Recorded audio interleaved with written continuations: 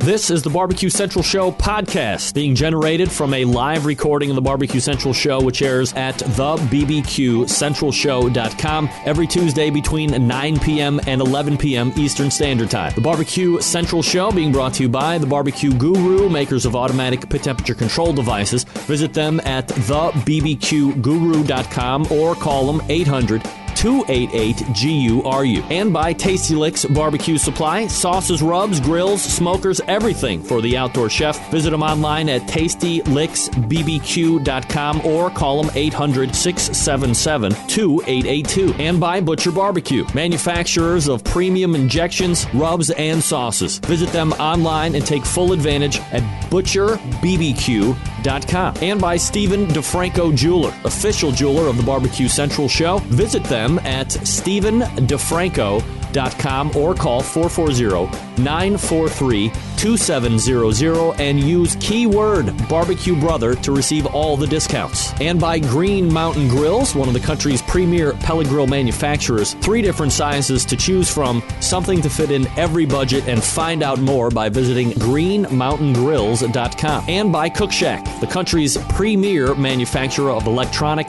and pellet-driven cookers, servicing the residential, commercial, and competition markets. Visit Cookshack.com for more information. And by El Diablo Mustard. A few years ago, they wanted to turn ordinary mustard into the hottest shit on earth and dared to take spicy mustard further. They took fiery peppers, flaming spices to create flavors so powerful, so intense that even the devil couldn't resist. Find them at eldiablomustard.com and enjoy the bold flavors, great taste, and man, it's hot as hell. And by CookinPellets.com. Have a pellet-fired cooker? Why not try some of the best pellets out there on the market today? Guaranteed to run in any cooker, and it's not voiding any warranties. You can purchase yours today at CookinPellets.com. Hi, this is Bobby Rumpy from Cleveland, Ohio, and you're listening to BBQ Central. Joe B's comes with a no-questions-asked money-back guarantee. For energy and to feel great, go to joebees.com. That's JOEBEES.com. So to get that perfect barbecue, you use wood. Are you sure it's safe? Whatever. We put the lighter fluid on, strike the match, and... Oh, should we call the fire department? That might be a good idea.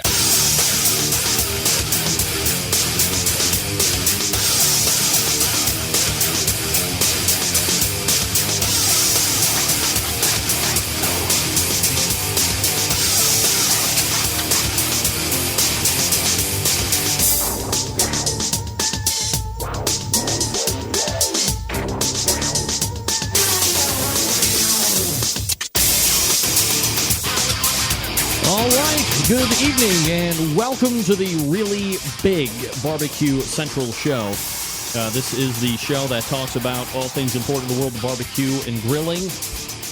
We broadcast live and direct from the Rock and Roll Hall of Fame city of Cleveland, Ohio. It is rapidly becoming known as the barbecue capital of the North Coast. I am your program host, Greg Rempe. Happy to have you aboard here on your Tuesday evening. If you want to jump in on the show tonight, more than happy to have you. Lots to get to, but you got something to share, love to hear it.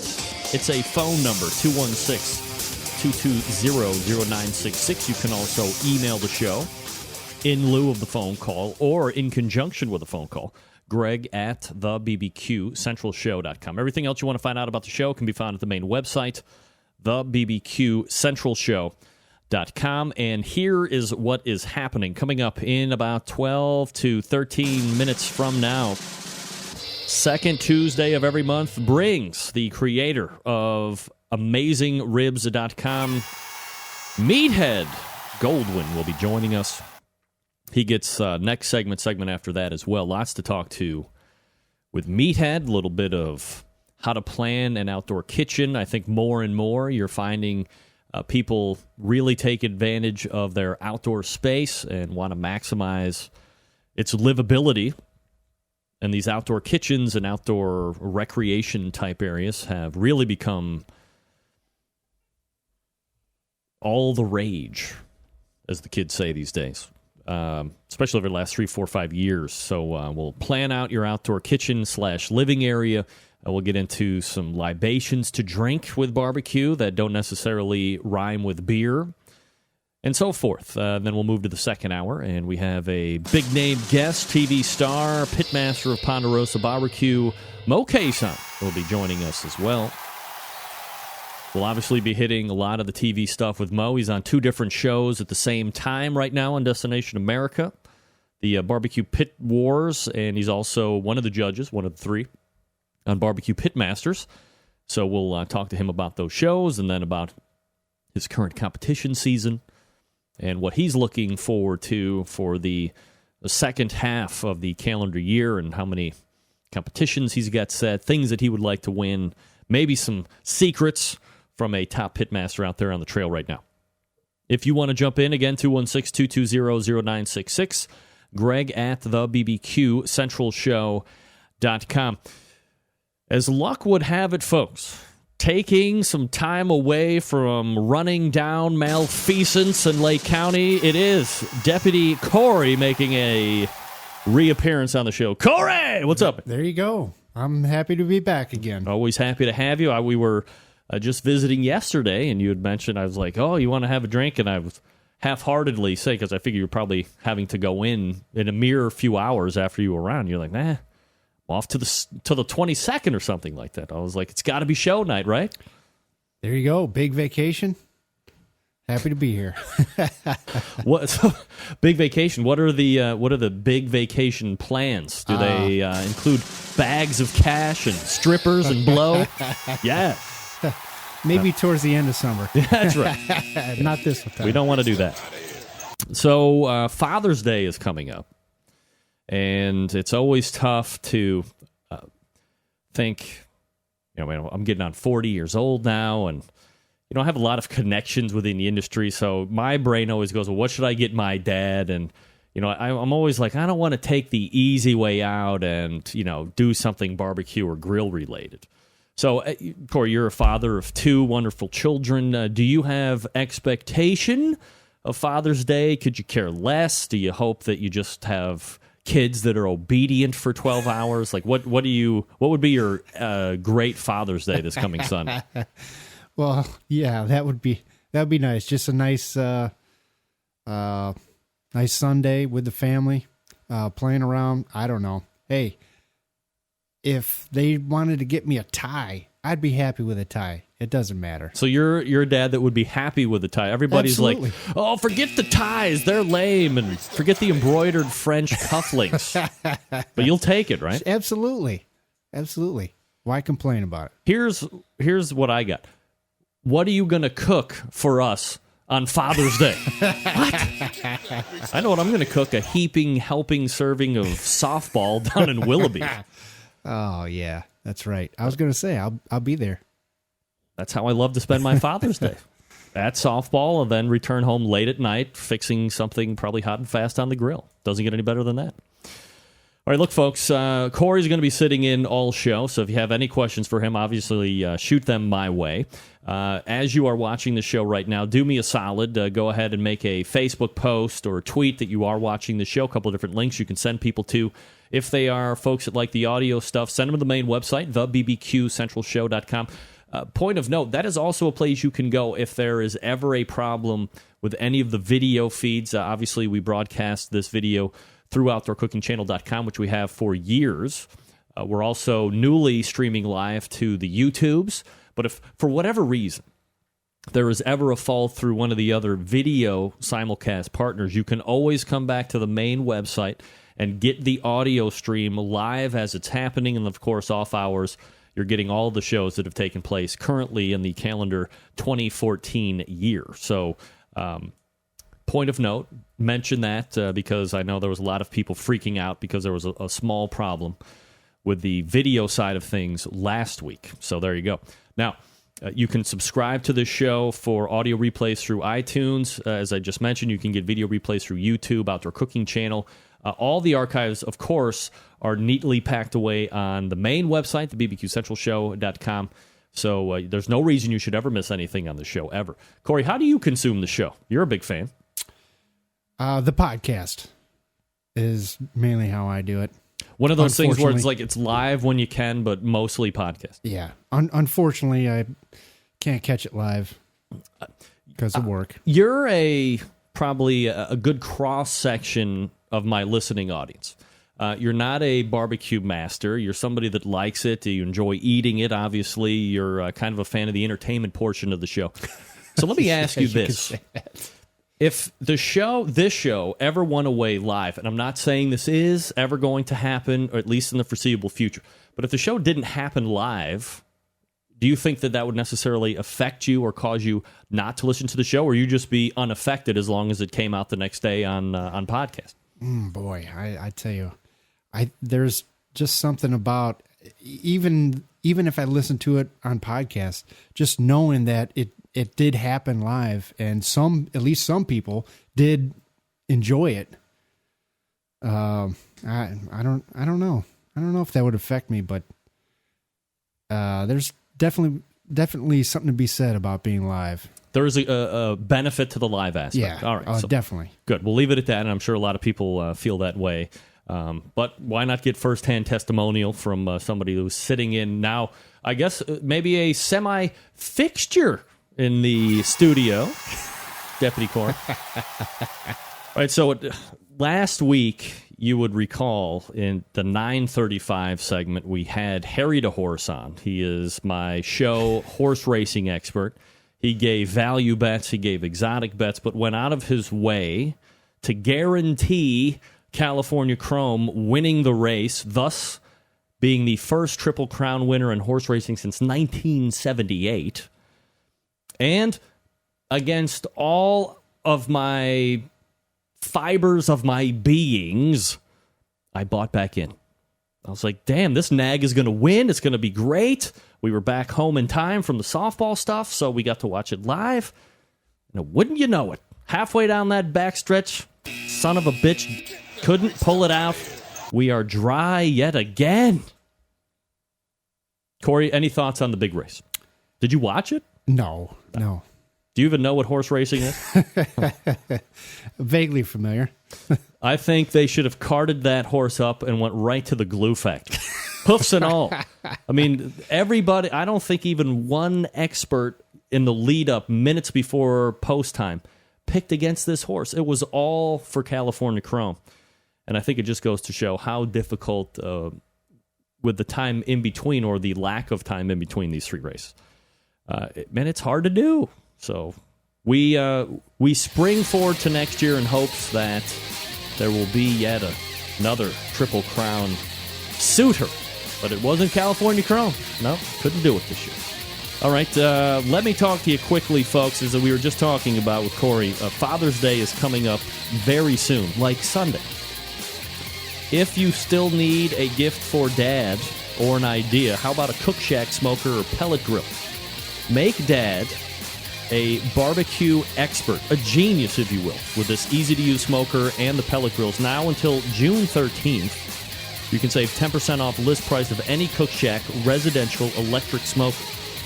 Fast Eddies by Cookshack. You have the FEC 100. Those are the pellet grills. You can save up to $419 depending on the unit. You have the Smokette, the Smokette Elite, the Super Smoker Elite, and the AmeriQ are the electric smokers that make it easy to add real wood smoke to your foods. They are inexpensive to operate, energy efficient. The PG-1000 and PG-500 pellet grills have 4-zone cooking and pellet broil technology. And, of course, the FEC 100, everybody knows about that. It's the choice of many championship barbecue teams on the circuit right now, guaranteed to hold enough barbecue for all your friends and family. And all the products from Cookshack come with a no-risk 30-day money-back guarantee. You can basically try it for free for 30 days. Put it through its paces. See if what I'm telling you is exactly the truth. And I know it is. That's how confident I am. I'll stake my reputation on it. But if you don't like it for whatever reason, send me a scathing email. And then send it back to Cookshack. They'll give you all of your money back. No hassles, no worries. There's no reason you shouldn't give it a shot if you've been thinking of it. To order online, just use promo code DAD14. That's 14. You can also check them out on the website, cookshack.com, or call Cookshack at 800-423-0698 and tell their friendly sales staff that you want the Dad 14 deal. With a Cookshack smoker or pellet grill, you can celebrate barbecue every day and especially Father's Day. Hurry, the sale ends June 13th. A mere few days away. All right, we're going to step away. We'll reload with Meathead Goldwyn from AmazingRibs.com. You are listening and watching the Barbecue Central show right here on the Barbecue Central Network. Stick around. I'll be right back.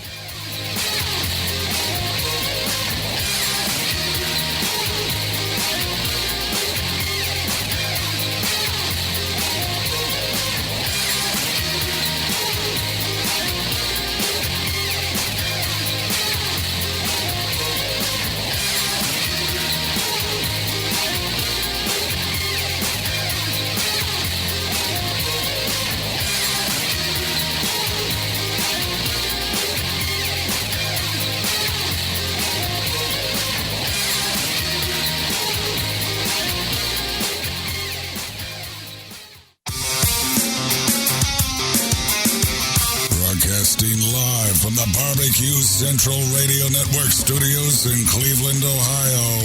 You're listening to the Barbecue Central Radio Show. Once again, here's your host, Greg Rempe.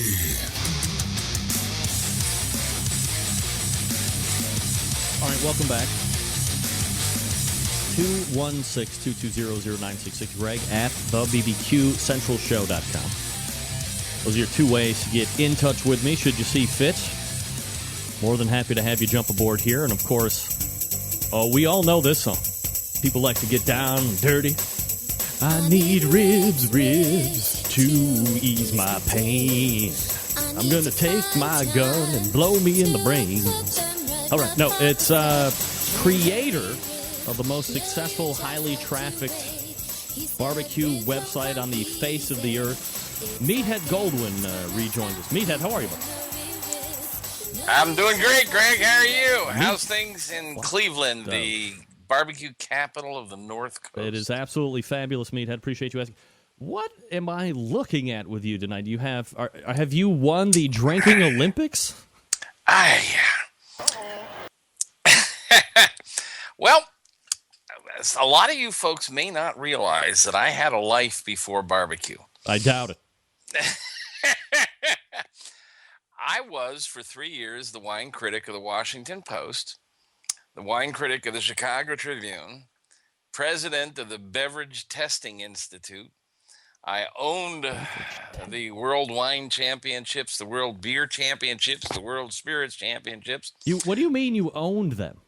I created them. I invented them. They were barbecue competitions that didn't exist until I started them up. I traveled the world drinking until I couldn't see straight. And then you decided to get into barbecue. Well, I decided I'd try solid food for a change. Yeah. So you created all of these different championships? Yeah. And then, so what happens to them? They're still out there. I sold the company, and hold on a second. The guy who bought the company is still running them. Meathead, how long have we been doing a monthly segment on this show? I don't even say this word often enough. Nary a mention of the fact that you had all of these drinking competitions and evaluation. I knew you were the wine guy for Chicago for a while. But all of this other stuff is a news. As a matter of fact, A Barbecue Central Show exclusive news. ladies and gentlemen, Greg Rempe reporting from the breaking news desk here in Cleveland, Ohio. Look at all this. This is a revelation. Test vans from the various wine societies around the world. Wow. The Confrérie de Guyenne. My favorite is the Rabelaisian Society from the Loire Valley. Yeah. Oh, these guys are hellraisers, man. The Étonneux Rabelaisians. Rabelais was a poet and author who lived up in the Loire Valley and loved wine and wrote about wine. And they have a society devoted to him. It's a drinking society, and they entronized me, indoctrinated me, and I was initiated into the society over a great deal of wine in the cellars, the caves of the Loire Valley some years ago. It's a fun place. And when you're in the caves going through your indoctrination, are there spankings going across and candle wax on the nipples? We spanked down a lot of wine, I'll tell you that. Oh. Yeah, no, I tell you, Greg, I loved the wine world, and I ate and I drank, and I learned a lot about food and cooking because of it. But, and you know, wine people like to say that it's not a snobby world, that it's just regular people, but it's snobby. And I'm a little concerned because one of the reasons I decided that I wanted to switch gears and go into barbecue is that I just felt that these were not snobby people. And I'm a little concerned lately that there's a little bit of snobby slipping into the barbecue world. Do you think it's getting snobbier? I mean, 2 years ago or 3 years ago, I thought it was very ultra snobby. Yeah, that being barbecue. Well, you know, and I don't want to get into our favorite topic here, but I really, really think that people who say, "Oh, that's not grilling," that's not barbecue. That's not barbecue. Well, you're not doing barbecue. Oh, let me tell you what barbecue is. That's an attempt to separate us from them, and that's snobbery in my book. I will make this referendum to you. I think when at the height of barbecue snobbery, and maybe we're starting an uptick again into that, at the same time, 3-4 years ago, maybe 5 years ago, the wine snobbery started to trickle down a little bit. I think there were a couple people online that really made a mission to de-snobberize wine as best they could and use technology to their advantage. Gary Vaynerchuk being a very notable inspiration to that, who really kind of not dumbed it down, but made it less intimidating, because I think for a long time, as you would probably well attest, the wine was reserved for stuffed shirts and looking down their nose, and my palate is very cultured and you drank poop. Yeah, and look at this, and no corks, but twist top. I'm drinking a really nice Yamhill Valley Pinot Noir tonight, not a cheap wine, and I used to rail against corks. I mean, at BTI, we opened over 10,000 bottles a year. BTI was the company I ran, Beverage Testing Institute. And 5% of them were corky. Smelled like old musty magazines in the attic. Yep. I mean, what if 5% of the milk you bought was inedible? I mean, that's disgraceful. Screw caps work. They seal the bottle just as well as a cork. In fact, better, because there's no trichlor or whatever they call the chemical that creates the musty smell. So God bless screw caps, and they're easier to open. You know, the wine world tries hard to get people in, and then they give them this implement, and you have to learn how to use it from an elder, and it's handed down from generation to generation like a mystic rite. And then when you get old, like I am, arthritis kicks in, and you can't open the wine anymore. So. But you said you wanted to talk a little bit about wine today, so I came dressed in all my Tastavans. These are tasting cups. Sommeliers will come over to your table and pour a little taste, and you know, it's an old ancient tradition. I just finished reading a fascinating book called War and Wine about the German occupation of France and how they stole so much wine. And it was a major part. They would steal the wine and then sell it. It was revenue for the Third Reich. And how all the winemakers joined the resistance. And fascinating story. The mayor of Paris was the owner of a champagne cellar.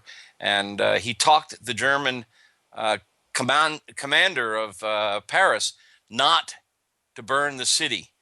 Talked him out of burning the city when he evacuated. So good story.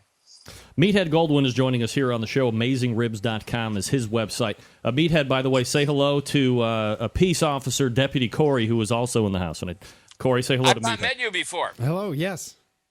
What a pleasure. Yeah, of course it is for you, Meathead. Corey is risking life and limb, keeping the ne'er-do-wells off the mean streets of off of Lake County. There's nothing you can do about Ashtabula County. That place is hell in a handbasket. You're another Clevelander. That's right. Oh, good. We are brothers in arms when it comes to Cleveland. Yes. We are in a basement right now. There are no women being held against their will, I swear to God. I'm not gonna pan cameras. I've seen you hold women down That's right. there. Absolutely. All right. So, Meathead, tonight we wanted to talk a little bit about building this outdoor kitchen or living area, and I think you would probably know better than anybody that this renaissance over the last 3 or 4 years of people maybe not building onto their house or looking to buy a bigger house or anything like that. Instead, using the recreational income to really build an outdoor living area that kind of adds to the house to a degree, but allows for the enjoyment of being outside, whether it be through all these built-ins or these big fireplaces now, and really made it a place to gather and enjoy food, family, and friends.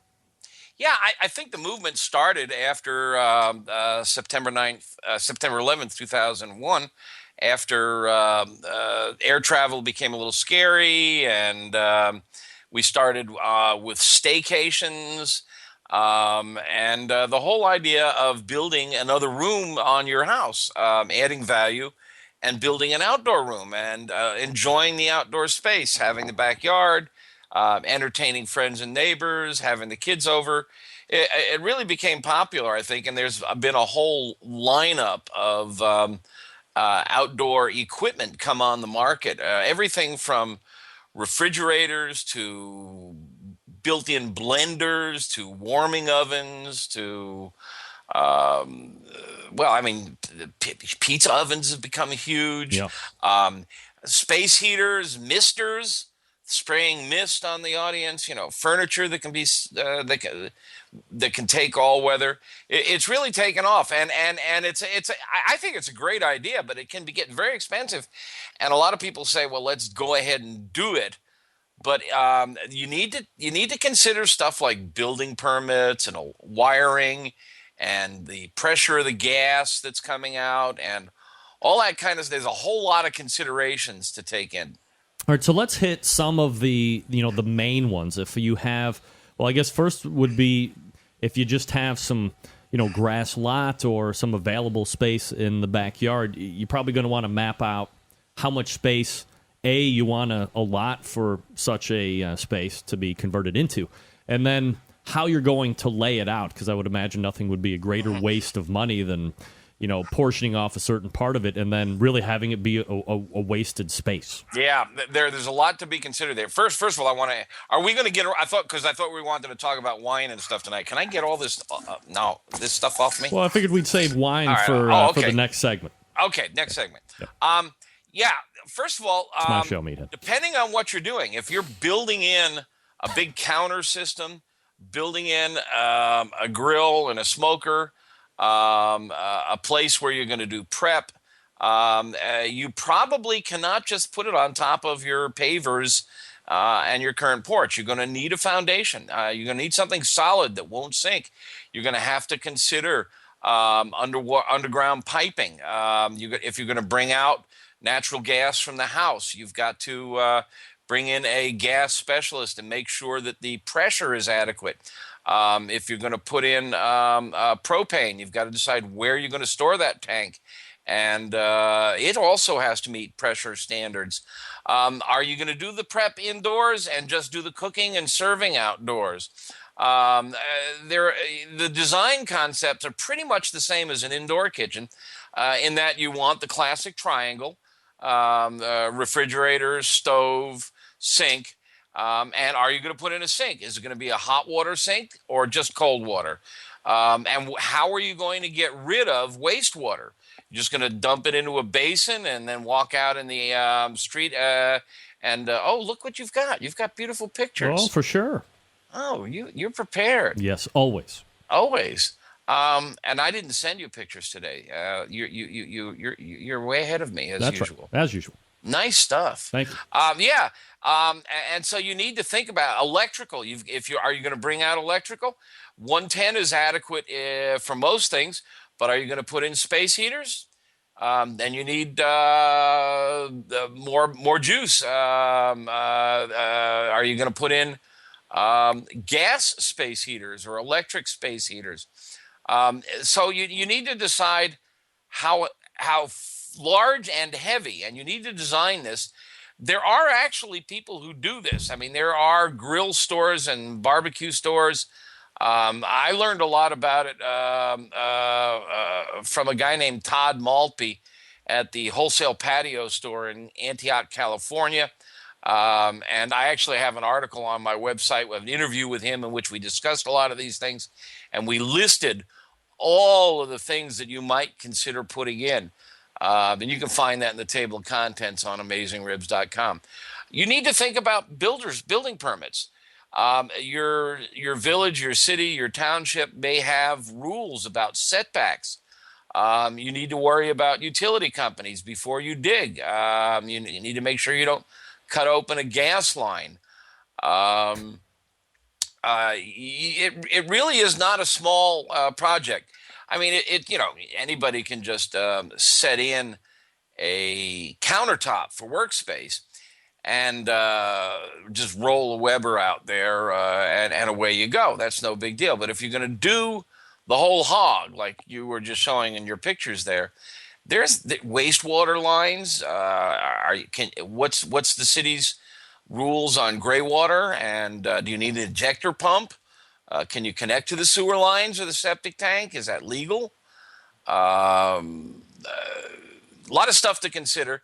But if you do it right, I mean, God, I've seen some spectacular outdoor spaces. I mean, look at this one that I'm showing here right now. I mean, what do you think? Oh my! What do you think? I mean, we're obviously looking at a high-end gas range. You got the sink, you got the pizza oven there in the diagonal corner. I mean, what do you think this thing is running? We looking at $25,000? We looking at $70,000? What do you think here, just on an eyeball?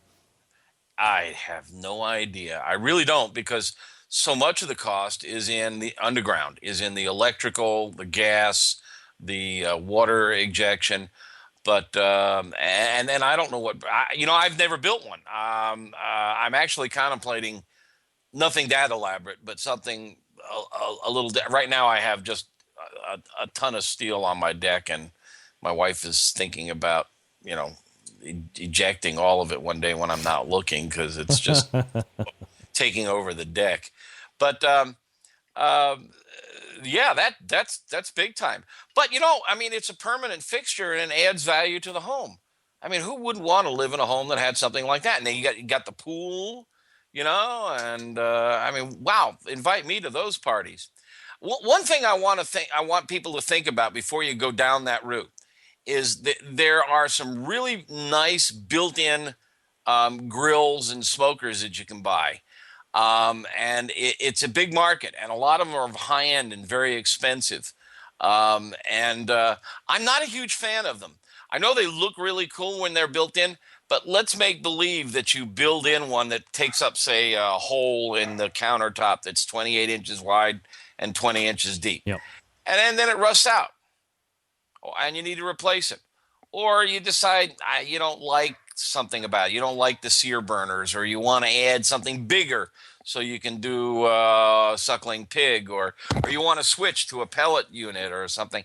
You pull that out, whatever you want to put in there. These are not standard sizes like indoor stoves, which come in pretty much standard sizes. Right. You're not going to find another unit that's 28 by 20.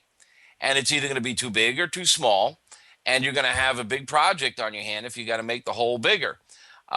Plus, if you really love it and you're transferred, you got to move, you can't take it with you. Or let's say you do replace it. What do you do with the old one? You just can't give it to your nephew who lives in a condo, because he's got no way to use this drop-in grill head. So I know they're not as cool, but I'm really an advocate of buy a good old-fashioned grill on wheels. They call it a cart or a cabinet style. And same thing for your smoker. And use all that counter space for prep space and for serving space. And then you can wheel your grills around. And if you want to replace them, you can. I mean, just think about the repair process. If the grill needs to be repaired, are you going to be able to get at the back end, get underneath it? I'm not a fan of them. I know that a lot of people feel that that's really the way to go, but not me. Yeah, I'm kind of a similar mindset. Corey, let me weigh in on this. I mean, you are, at least in terms of comparing me, an ultra handyman. You're a guy that could probably build, something that you could fit a custom size grill into. I mean, if you had your druthers and you were building an outdoor cooking environment, would you stick with like a freestanding things like I got on my porch, or would you be more of the I want to do a custom built-in and have it all kind of wrap tightly together? Well, if you want it to look good, if that's what you're going for, probably the custom would be the way you would want to go. But for practicality, the on wheels. So I don't know. I would, my overriding concern doing that would be it would almost be like the Ferrari thing for me. Do I want a Ferrari? Yes. Would I ever drive it? No. I would leave it in the garage because I wouldn't want a pigeon to shit on it, let alone somebody ding me or a rock get on it or something like that. So I would probably never use it. And then, even more than that, as you had mentioned, what if I got a transfer? What if I had to move for some unknown reason? I can't take that with me. I've sunk all this money into it. Granted, as you said, it does add value to the property, but probably not to the tune of what somebody else is really going to appreciate it as for whence I built it. So I think all those points are really good. Before we hit the first break, anything else that people might want to consider for the outdoor kitchen aspect? Well, I mean, they're just every gadget you can think of is available to go in out there. So you can think about things like blenders. They actually make a blender that drops down into the cabinet. You can put in a TV. They make waterproof TV cabinets. You can put in refrigerators, freezers, ice makers. Yeah. You got all different kinds of faucets with spray heads. Cabinets, pot racks, overhead pot racks, big, like you see the outdoor restaurants with the big gas space heaters. They got, I mentioned misters. Trash is an issue. Where are you going to put the trash and recyclables? I just had, once a year we have a gang over and everybody brings their favorite local carry-out pizza. And we do a little fun neighborhood pizza tasting. And I have a outdoor movie projector, and we sat around and we watched The Big Night. It was Friday night. And I forgot to put out 2 cans.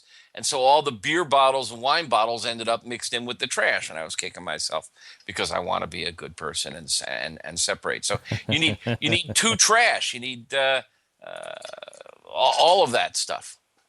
All right, Meathead Goldwyn is joining us here. We're talking about the outdoor kitchen stuff, and we will return to him here just in a couple minutes. Also, Deputy Corey sitting in for the show as well. Folks, let me talk to you. We've been mentioning Father's Day a lot because, hey, it's Sunday. So, unlike Corey, who would be happy to get a necktie or perhaps a pair of action slacks, what have you, some dads don't want that. How about going to Stephen DiFranco Jewelers and finding out the perfect answer to what Dad might want? A new watch. Bulova watches. Why spend a ton of money on a watch if you don't have to? Bulova watches are stylish, affordable, starting under $200. Watches come in traditional quartz styles, retro-styled automatic versions, chronograph skeletons, and traditional styles fill out the Bulova line of timepieces. They have the Precisionist. I have one of those myself. Do you want the most accurate watch in the world? Of course you do. Bulova Precisionist is just that watch. Exclusive movements of the Bulova Precisionist break down the second-hand movements into 16 segments per second, giving that second-hand a smooth-moving appearance. You got the steel and the titanium versions, and then you have the Accutron line of Bulova. It's the high-end, without the high price, Cadillac of the Bulova line. The Accutron is the pinnacle of high-end design without breaking the bank, starting below $600. The Bulova Accutron watch gives you the high-end style, quality, and lifestyle without breaking the bank. Now, maybe you're a gadget junkie. Citizen's watch is the one you might want to be looking at. It turns light into energy, powering your watch perfectly and accurately. Need a timer for your barbecue cooking? Some Citizens have multiple timers along with alarms, multiple time zones. And then if you're a watch junkie like me, may I suggest something called the Philip & Company. It's a cottage watchmaker located west side of Cleveland. Many high-end watch companies use Swiss movements called ETA. Philip hand-assembles his watches personally using these ETA movements, and they are hand-picked components starting at $895. Philip's watches not only have an elegant European style, but they're very affordable. All of his watches are serial numbered and registered with Philip himself. So here's what you got to do. Head on over to StephenDiFranco.com. That's StephenDiFranco.com. Or in lieu of that, call him directly, 440-943-2700. And tell him you're a barbecue brother or sister. He'll give you the real discounted price on your watch.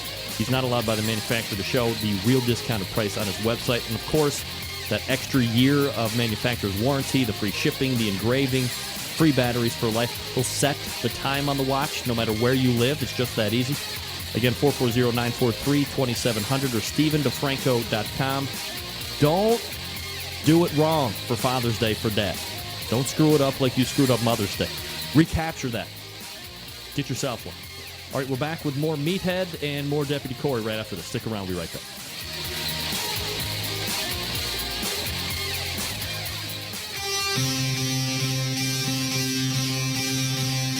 Get in the smoke. Call 877-448-0433 to get on the air. Now, here's your host, Greg Rempe. All right, welcome back. 216-220-0966. Greg at the BBQCentralShow.com. Meathead Goldwyn joining us here on the show. Meathead, as we're talking about this outdoor living area, one of these other, Renaissance items, and you mentioned it a couple different times, are these pizza ovens. I got to be honest, I'm a little worried because you see those, I think Fred Bernardo calls them the Forno Bravo ovens. They're wood-fired. Yeah. They're probably, $500 billion to start going into it. And then Bottom line, minimum $3,000. Yeah, I mean, so huge. And that's probably not even finished in the whole brick inlay. That's probably just for the unit itself. So you got to hire a contractor to do the bricklaying and all this other stuff. Well, you do if you're me because you can't do it.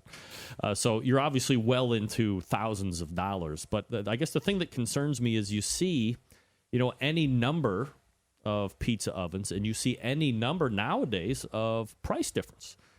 So the question is, can you get a value brand pizza oven? Are you going to have to bone out like you see so many times in the barbecue world? You get what you pay for. If you pay cheap, it's going to be cheap and shitty, and you're going to be replacing it in a year or two, or maybe it doesn't even work right. I mean, do you have any guidance on that aspect of the outdoor living arena? Well, you and I have talked about doing a segment on pizza, and I'm glad we haven't done it yet. And I just want to touch the surface on it today because my sous chef and I spent the last 10 days leading up to my neighborhood pizza night testing a lot of commercial pizza oven attachments, pizza stones, gadgets, gizmos, gimcracks, stuff for making good pizza on your grill at home. And we also played with a variety of dough formulations, and we've got it wired. Now, I have a good deal of information about pizza on my website, but I got more coming. I've got an entirely new dough formulation that's really good. And I'm here to tell you that we made some killer Neapolitan-style pizzas with little char marks on the bottom, done beautifully on top. The trick is you need simultaneous orgasm. You got to get the bottom and the top finished at the same time. And it's tricky. Sometimes it's so hot that you burn the bottom and the top's not cooked. Sometimes it's so hot that the top is burning before the bottom is cooked. You got to cook the dough through. But once you get it wired in, you can make absolutely fantastic pizza. We were making knockout, drop-dead pizza on a gas grill. Okay, yes. So, I mean, I got 50 different questions just popped in my head in regards to pizza. So, yeah. Want to save it and do a whole segment on yes. pizza? Yeah, we're going to do pizza for sure because I'm a big fan. I'm almost there. I got to take all my notes from the last 10 days. I now have a full-time sous chef who comes in 4 days a week, works with me. I give him recipes. He tests them. We talk. We develop. He's a trained cordon bleu chef. The kid's talented as hell, and he's really helping me a lot. And we're just having a ball. And although I'm sick of pizza right now, but we just did pizza 3 or 4 every day for more than a week. And we've got this wired, and I want to get more of this written up and onto the website, and then we'll talk about it. Maybe next month. All right, maybe next month. But Meathead is continue. We might be in the middle of a recession here in this country, but AmazingRibs.com continues to hire and employ people. We have Bell Laboratory experts. We have product review experts. We have thermometer experts. We have guys building databases on reviews of grills and smoke. I mean, you're the Donald Trump of the barbecue business, Meathead. Man, I am I come downstairs in my pink slippers and my bathrobe and I go to work. I guess now that I got Ryan coming over, I got to get dressed. But it's just, I'm the living dream. I mean, there's probably a couple of thousand people out there who've started little websites in their house and have broken through. And I'm just one of these lucky guys. You know, you hear about them. Football players, they do great in high school. They make it to college on a scholarship, but they can't quite cut it in the pros, or they make it to the pros and they only make it for a year. I'm just one of these lucky guys, and by golly, it's luck more than it is skill to have made it in the pros, and I make a living at it. And it's just, you know, I'm living the dream, man. It's just the best thing on earth. All right, so let's back it up just for a second here, and for the new listeners or the folks that don't comb through the archives and all of this other stuff, or maybe they haven't visited your website yet, but I mean, it's one of the things that really just comes up on anything that has anything to do with barbecue or grilling. Like, why did you start the website in the first place? Where's the precipitating event that's like, man, I got to start a website? God, we've been talking for years, and we've never talked this No. story. It's a fun story. Back in 2005, I was a griller. I'd always been involved in grilling, and I was really interested in it and experimenting. But back in 2005, my neighbor started thumping his chest and talking about his great ribs. And I make pretty good ribs too. And so it turned into, you know, okay, across the fence, challenge time. We're going to cook ribs, and our wives are going to judge blind tasting, mano a mano. I didn't know anything about KCBS or competitions or anything at that time. And so I decided, well, I'm just not going to go out and cook my regular ribs. I'm going to learn everything I can about it. And I started researching. Believe it or not, in 2005, there was hardly a barbecue book on the market. There was no book devoted to ribs. I could find nothing in the libraries, nothing in Amazon. There were no references.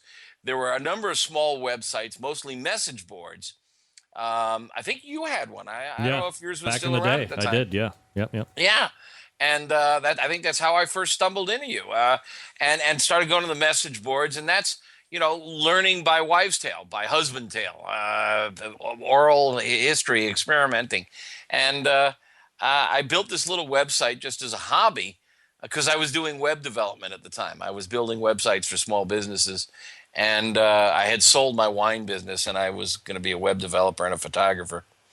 And the little website caught on. Google liked it and started giving it high rankings. It was only ribs at the beginning, and then I got into all kinds of barbecue and grilling. And it's just, it's out of control. We're going to make a pretty big announcement in the next couple of weeks. We're going to actually launch something called the Pitmaster Club. It's a membership club. We have some very fun things planned for that. I won't spill the beans until I get it rolled out. And we're rolling out a database of almost 100 thermometers. I've hired an electrical engineer to test thermometers for us. And he's actually putting them in machines and testing how accurate they are, how long they take to measure. Do they meet up to the manufacturer's specs? And that will roll out in the next week or so also. Very cool stuff. Yeah, absolutely. All right, so if we could talk for the next 6-7 minutes here that we have left, you know, when you have barbecues or grilling events or, you know, whatever, when you have an outdoor live fire cooking event at your particular place, you know, the go-to libation for the standard is going to be beer. And, you know, beer's seen its fair share of snobbery here over the last 3 or 4 or 5, 6 years as well. I guess like anything.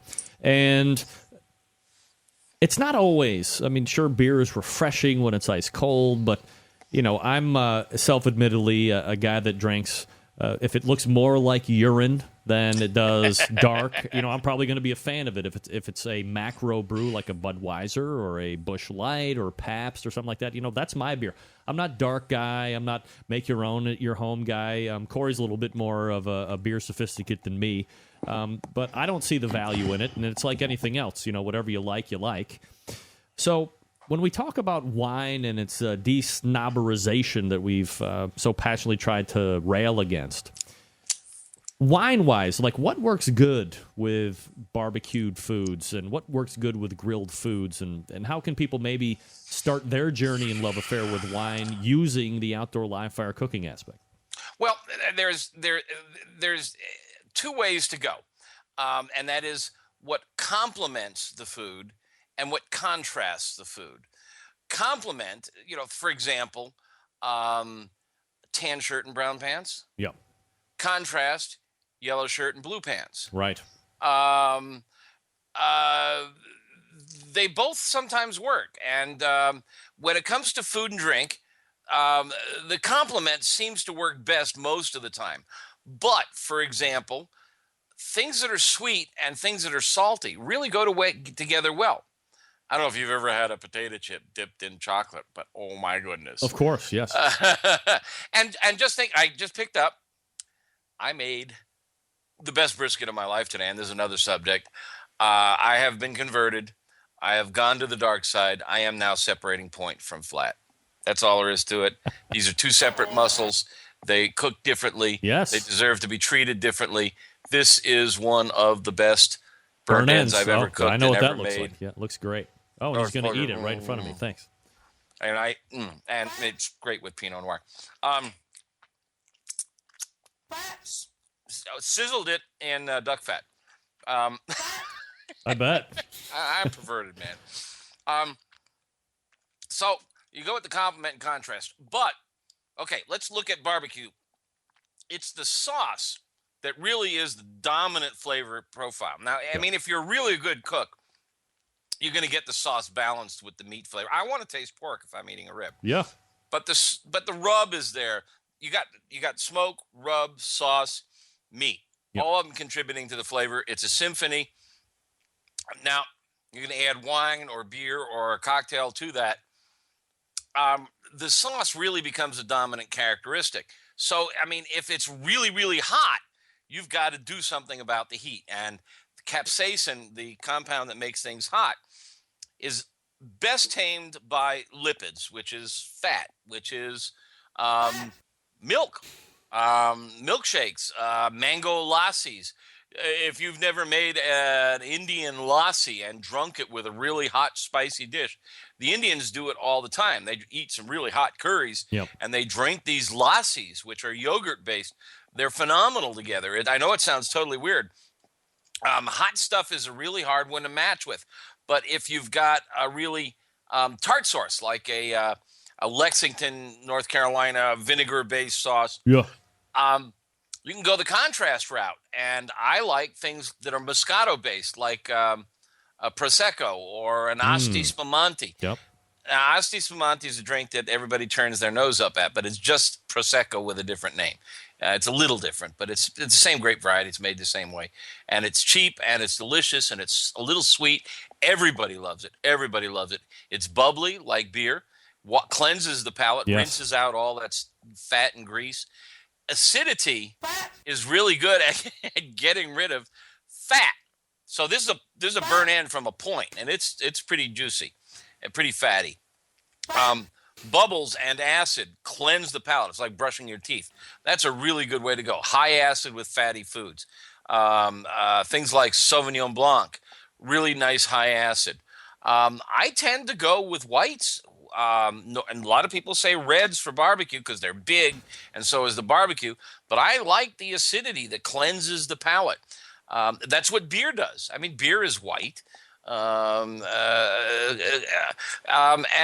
same things go for cocktails. I do have an article on my website called Brew for Q. I know a lot about wine, but I'm not as knowledgeable about beer and booze. So I brought in Marty Nashel, who is one of the nation's most famous beer authors, Beer for Dummies, Beer Across America, Home Brewing for Dummies. He wrote them all. And he has contributed some suggestions about what beers he thinks go best with different. And we took it sauce by sauce. Hot sauces. He recommends for hot sauces things like a Munich Helles, a Marz beer, an Oktoberfest, a Vienna-style beer, an English brown ale. I love Newcastle with barbecue. Newcastle ale, it's an English brown, fabulous with barbecue. With sweet sauces, he recommends things like go hopsy, get the bitterness to cut the sweetness. So he's suggesting things like an India Pale or a German Schwarzbier, a black beer, or an Alt beer. And then I brought in a guy named Jonas Halpern. And Jonas is the author of a great cocktail book. And I asked him what cocktails he recommends. And they're really interesting, his recommendations. And the one that really knocked me out was when we started talking about the hot sauces. He said, I got to tell you, for the hot stuff, for capsaicin, you got to go with stuff like Kahlua and milk. Yeah. Pink squirrels, grasshoppers. He says, I never get to recommend these drinks because they're so old-fashioned, everybody poo-poos them. Brandy Alexanders. He says, but they really go with the hot stuff. They put the fire out.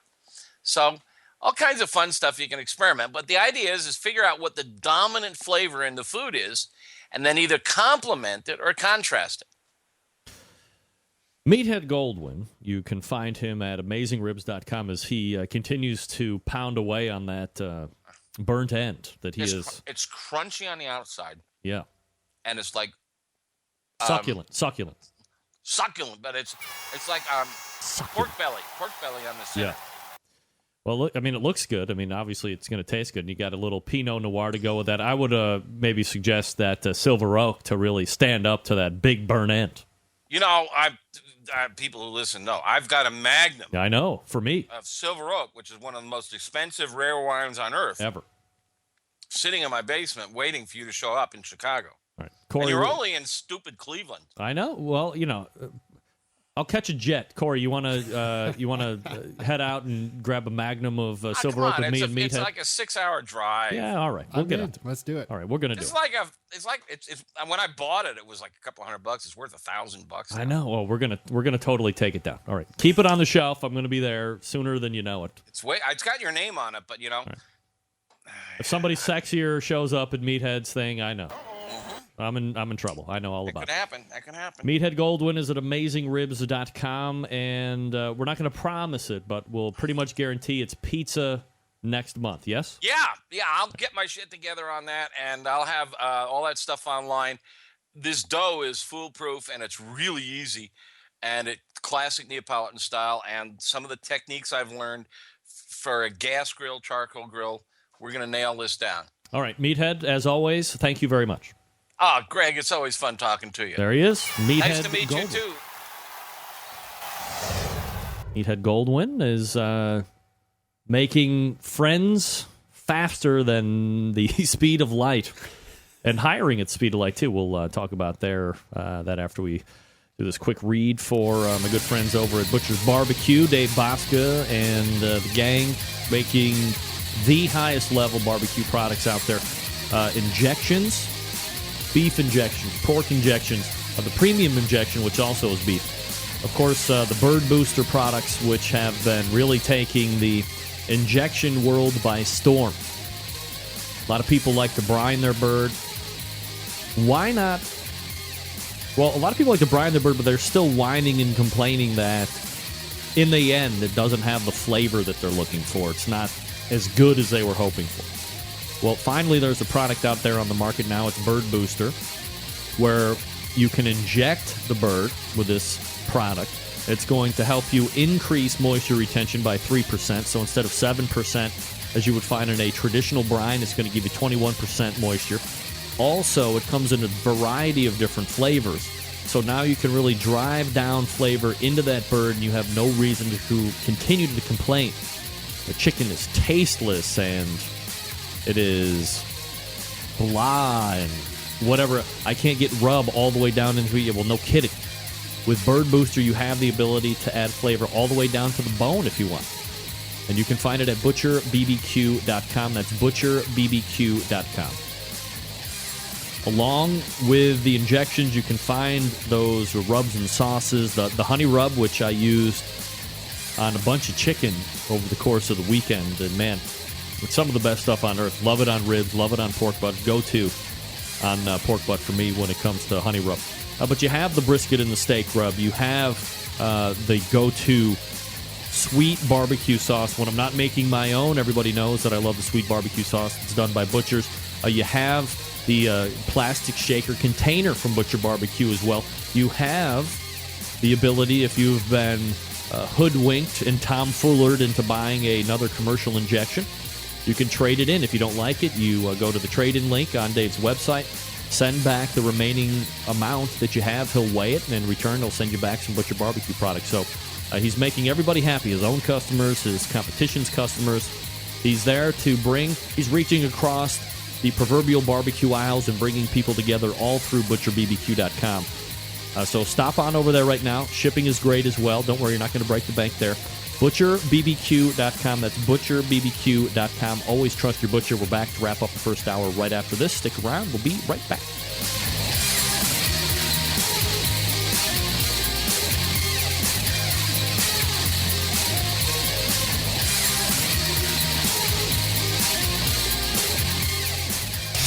Big name interviews, advice on cooking brisket and ribs, and the only host willing to share his honest opinion on all things important in the world of barbecue. It's the Barbecue Central Show.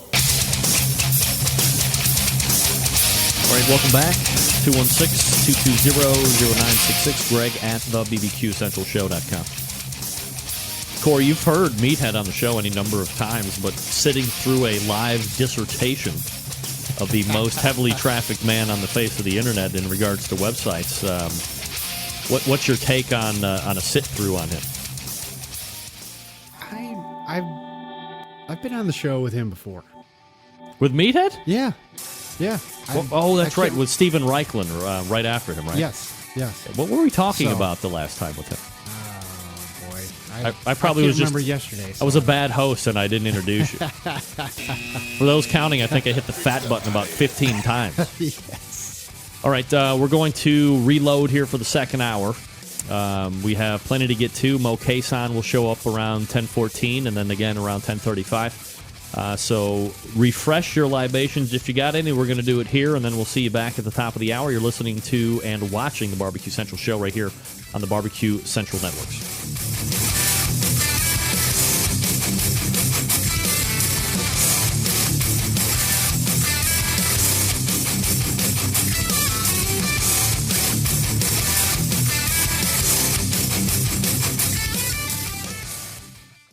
This is Rennie Knopf with ChampionshipBBQ.tv, and you're listening to the Barbecue Central Show.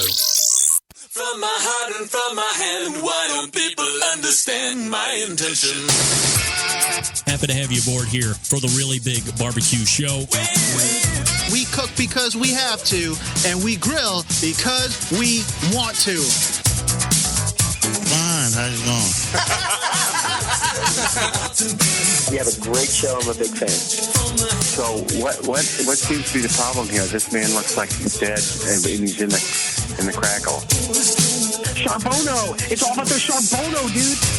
Succulent fish, what? He ate 54 wieners. But listen, Lavernius, shake your face. I'm shaking like a dog shit peach seeds. We have top men working on it right now. Top men.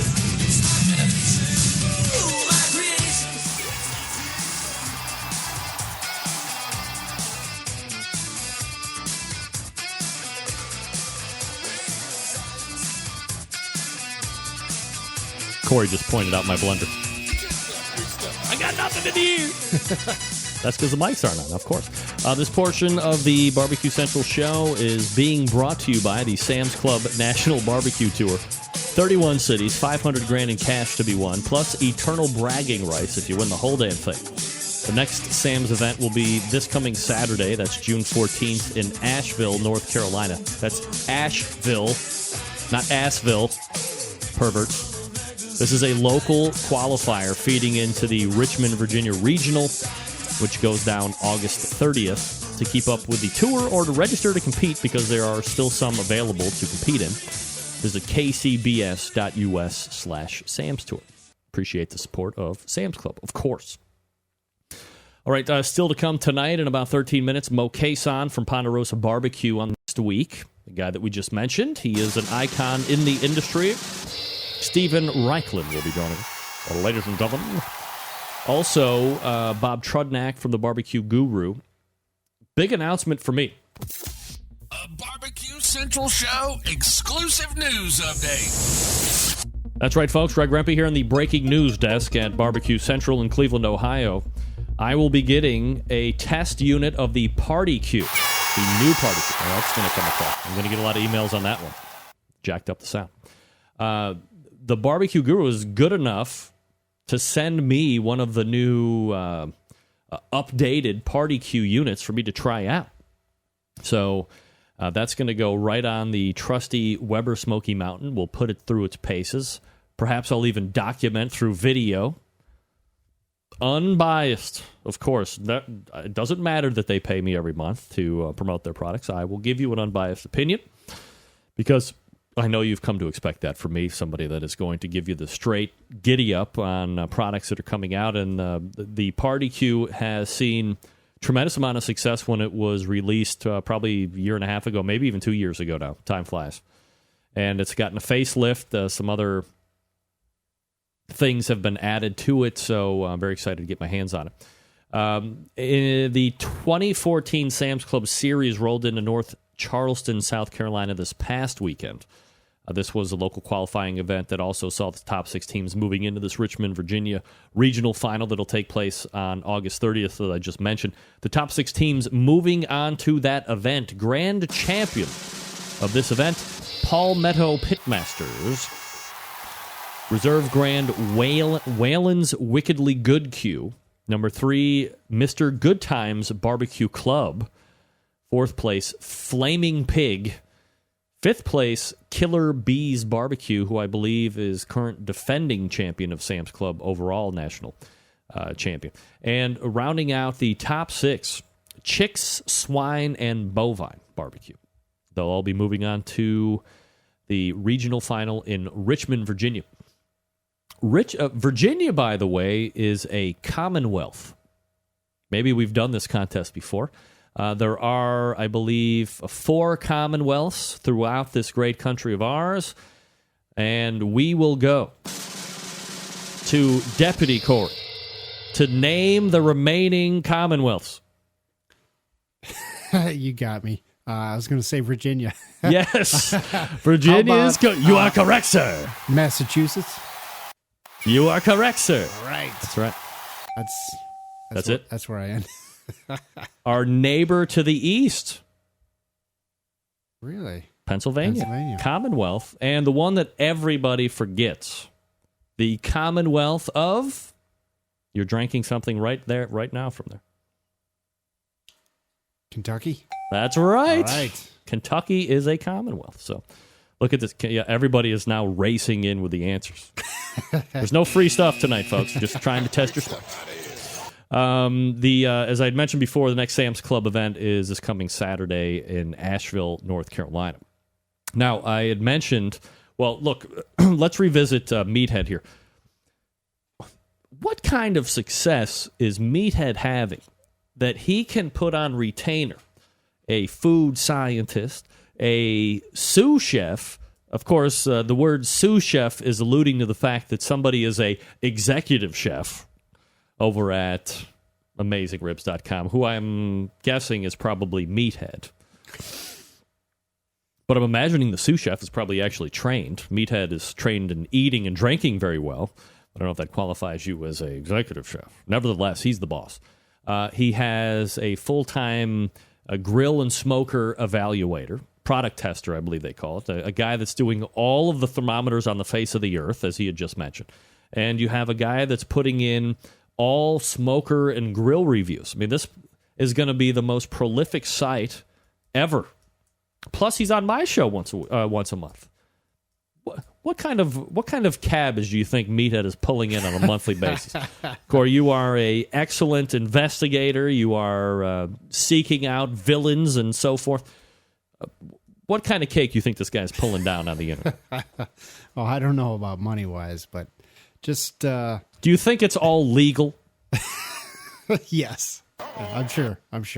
AmazingMeth.com. Big basement in Chicago, along with the... next to where the Magnum of Silver Oak is, there's 700 pounds of meth. Yeah, I mean, I got to say...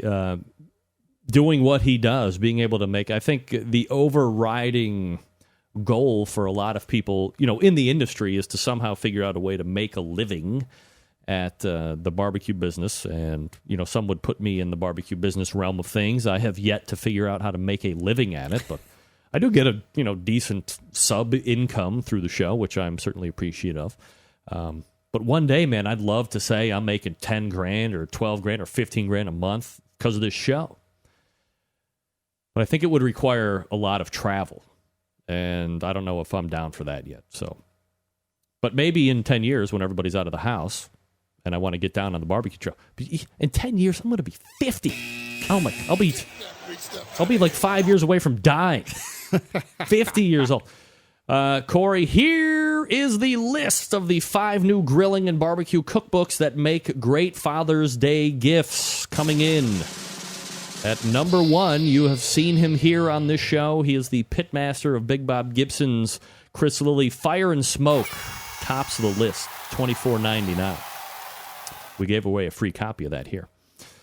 Number 4, you see him all over the Food Network, host of the very popular Triple D.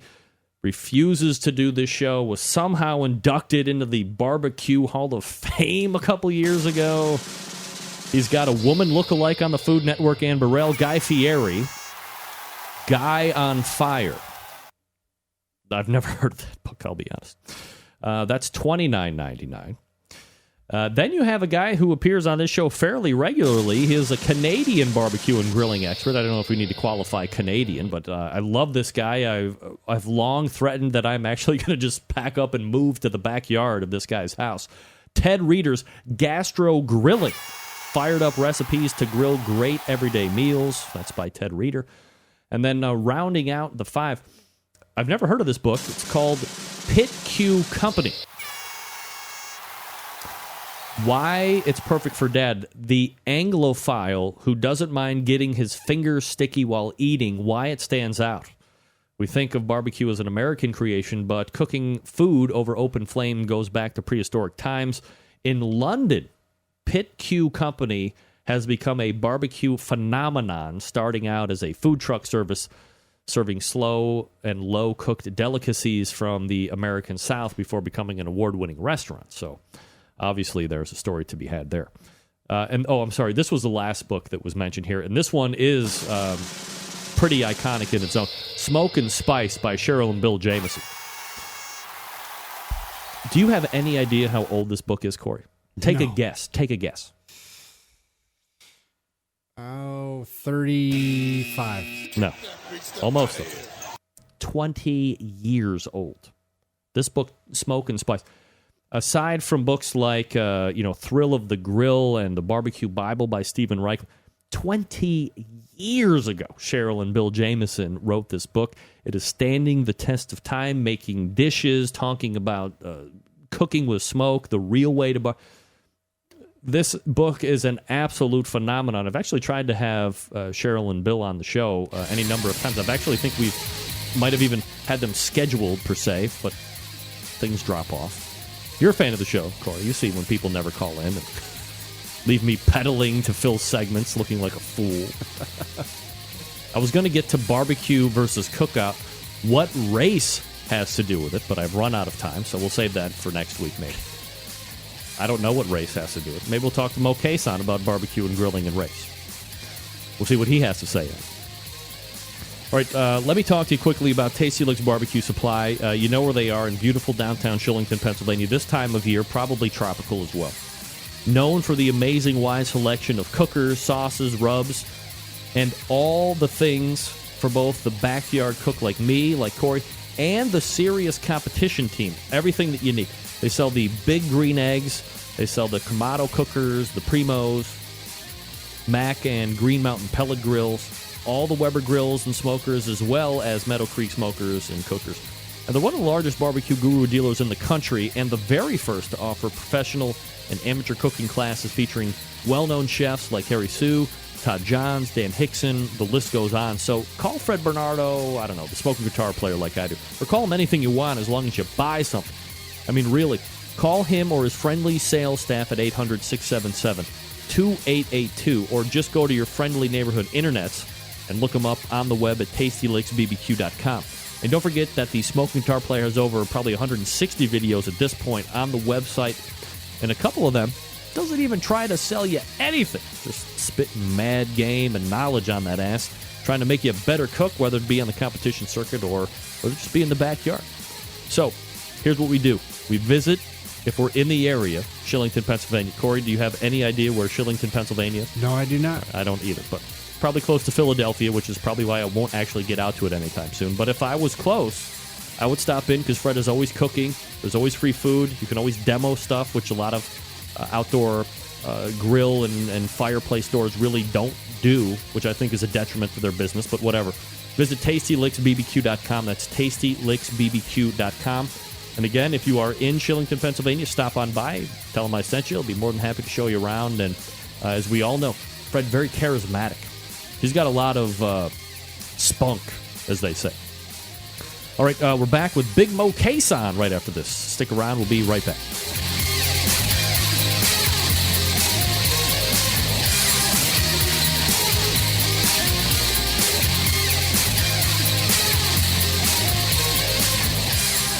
Broadcasting live from the BBQ Central Radio Network studios in Cleveland, Ohio. You're listening to the BBQ Central Radio Show. Once again, here's your host, Greg Rempe.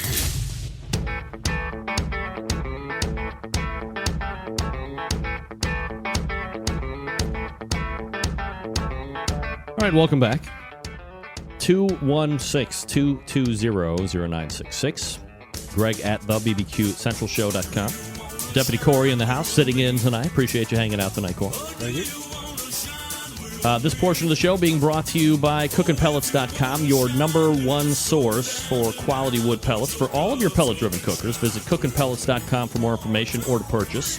You can also visit Amazon.com to purchase as well. For a limited time, anyone that mentions the Barbecue Central Show will get a free CookinPellets.com hat, a $20 value. Wow! Race on over to CookinPellets.com for your free hat, a $20 value. All right, my guest in the second hour currently can be viewed all over the TV scene on Destination America, and in the real world, he's traveling the barbecue circuit every way possible. Let's go ahead and welcome back friend of the show, Big Moe Cason. Mo, what's up, buddy? What's up, Greg Rempe? Man, Mo, I appreciate you making time for the show tonight. Man, you got to be one of, if not the busiest man in barbecue show business right now, right? Well, you know, I'm having a lot of fun, man. I'm going to be honest, man. It's been a blessing, man, for the opportunities that have been coming my way, man. And it's all about, you know, promoting the sport, man. You know, barbecuing in all facets, man. And for the guy in the backyard cooking on his Weber, and from the competition guy out there in the scene, it's all about barbecue, man. And, you know, I'm just thankful for the opportunity, man, because it only comes once, you know, and I'm just a happy man. Well, we got a lot to talk about tonight, and I guess as I had actually asked Meathead to kind of review with us, and I'm going to ask you too, you know, for the folks that really haven't scoured the show's archives, or maybe they're new to the show tonight, listening for the first time, and maybe aren't familiar with Moe Cason, aside from the TV stuff and so forth, when you rewind all the way back, you know, what got you into the competition world? Well, for me, you know, I'm an ex-Navy guy.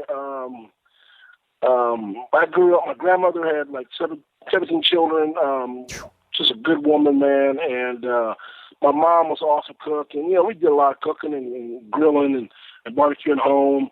But when I went off to the Navy, you know, I wasn't able to do that because I was on board ship. And when I got home, man, you know, I was always dabbling on my back deck, cooking, you know.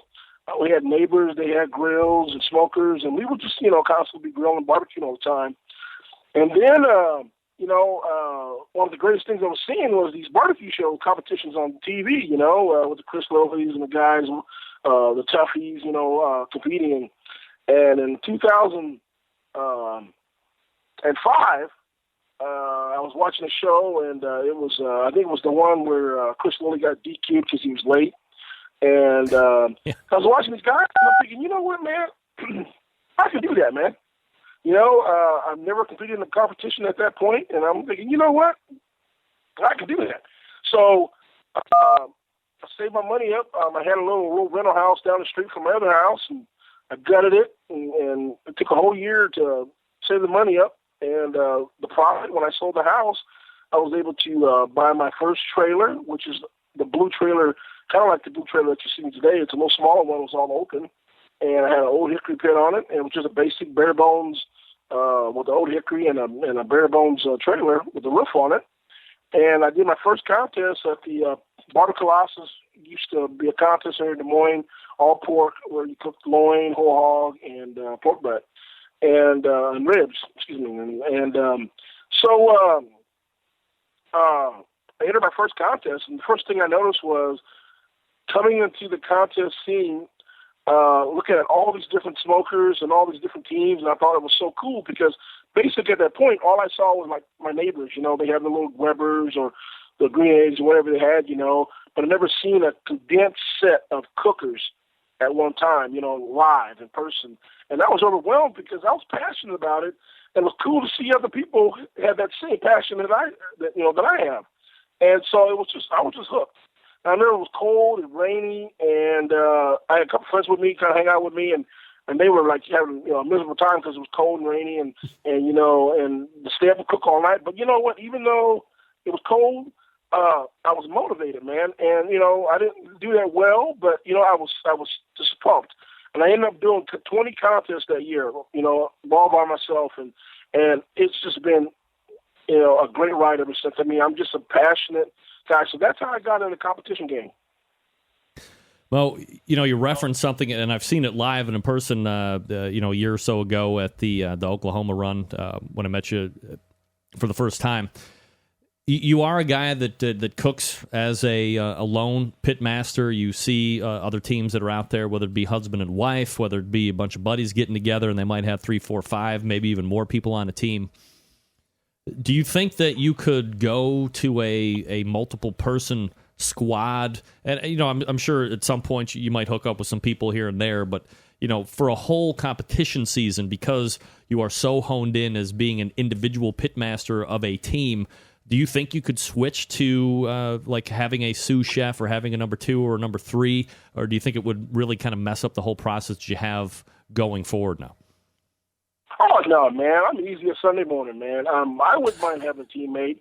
The problem is, the reason why I've always been a one-man team is that, when I did my first contest, I had a couple guys that just kind of hung out with me, but they weren't, like, doing any cooking on me. They were kind of helping me load the hog up in the pit, but, that wasn't their desire.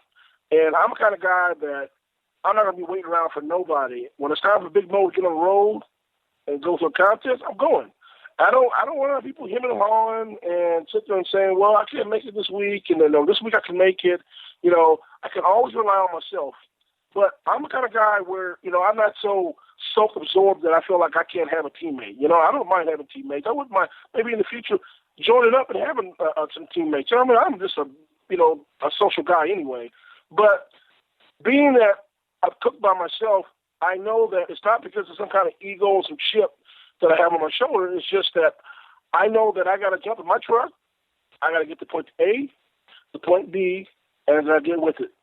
And as long as I rely on myself, I don't got no problem. I don't got no other extra issues to have to deal with. You know what I mean? Barbecue's supposed to be fun, man. It ain't supposed to be a bunch of drama and having to worry about, this guy, not showing up, and then you're counting on this guy to build your boxes, or you're counting on this guy to help you, throughout the night. When you rely on yourself, it makes you, I think for me personally, it makes me a better pitmaster. Even though I haven't won nowhere as much as a lot of these guys out there, it's proven that, I'm a kind of guy that, I haven't won as much as a lot of guys, but I stay true to barbecue, man. I'm passionate about it. I truly, truly love the sport. I love the people that's in it. And it's a way of life for me, man. So even though I'm by myself, man, I feel like I got 1,000 people with me. You know what I mean? I'm the kind of guy, I don't sit there and clam myself up inside my trailer. I may not get out as much because I got so much to do, but because I've narrowed and slimmed down my operation so tight that I can hit my marks of duty. Granted, I took a lot of KCBS, but I'm branching out and doing a lot of different sanctioning bodies. And, a lot I still can do by myself. Granted, NBM, I'll be doing a few of them this year. you got to have a squad, man. I mean, there's no way that you can do it by yourself. I mean, you just can't. And so, I don't have a problem, man. Brent, you get somebody that's truly going to be by your side and roll with you, man, week in, week out. Cool, I'm with it. If I could make a marriage of partnership between you and, let's say, a Dave Bosco of Butcher Barbecue, would you be all over that like a cheap suit?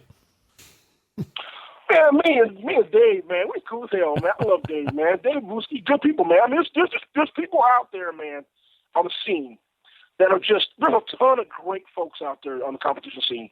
There's a very small minute of individuals out there that are self-absorbed, and those people, they kind of shun themselves, even though, because of the energy they put out.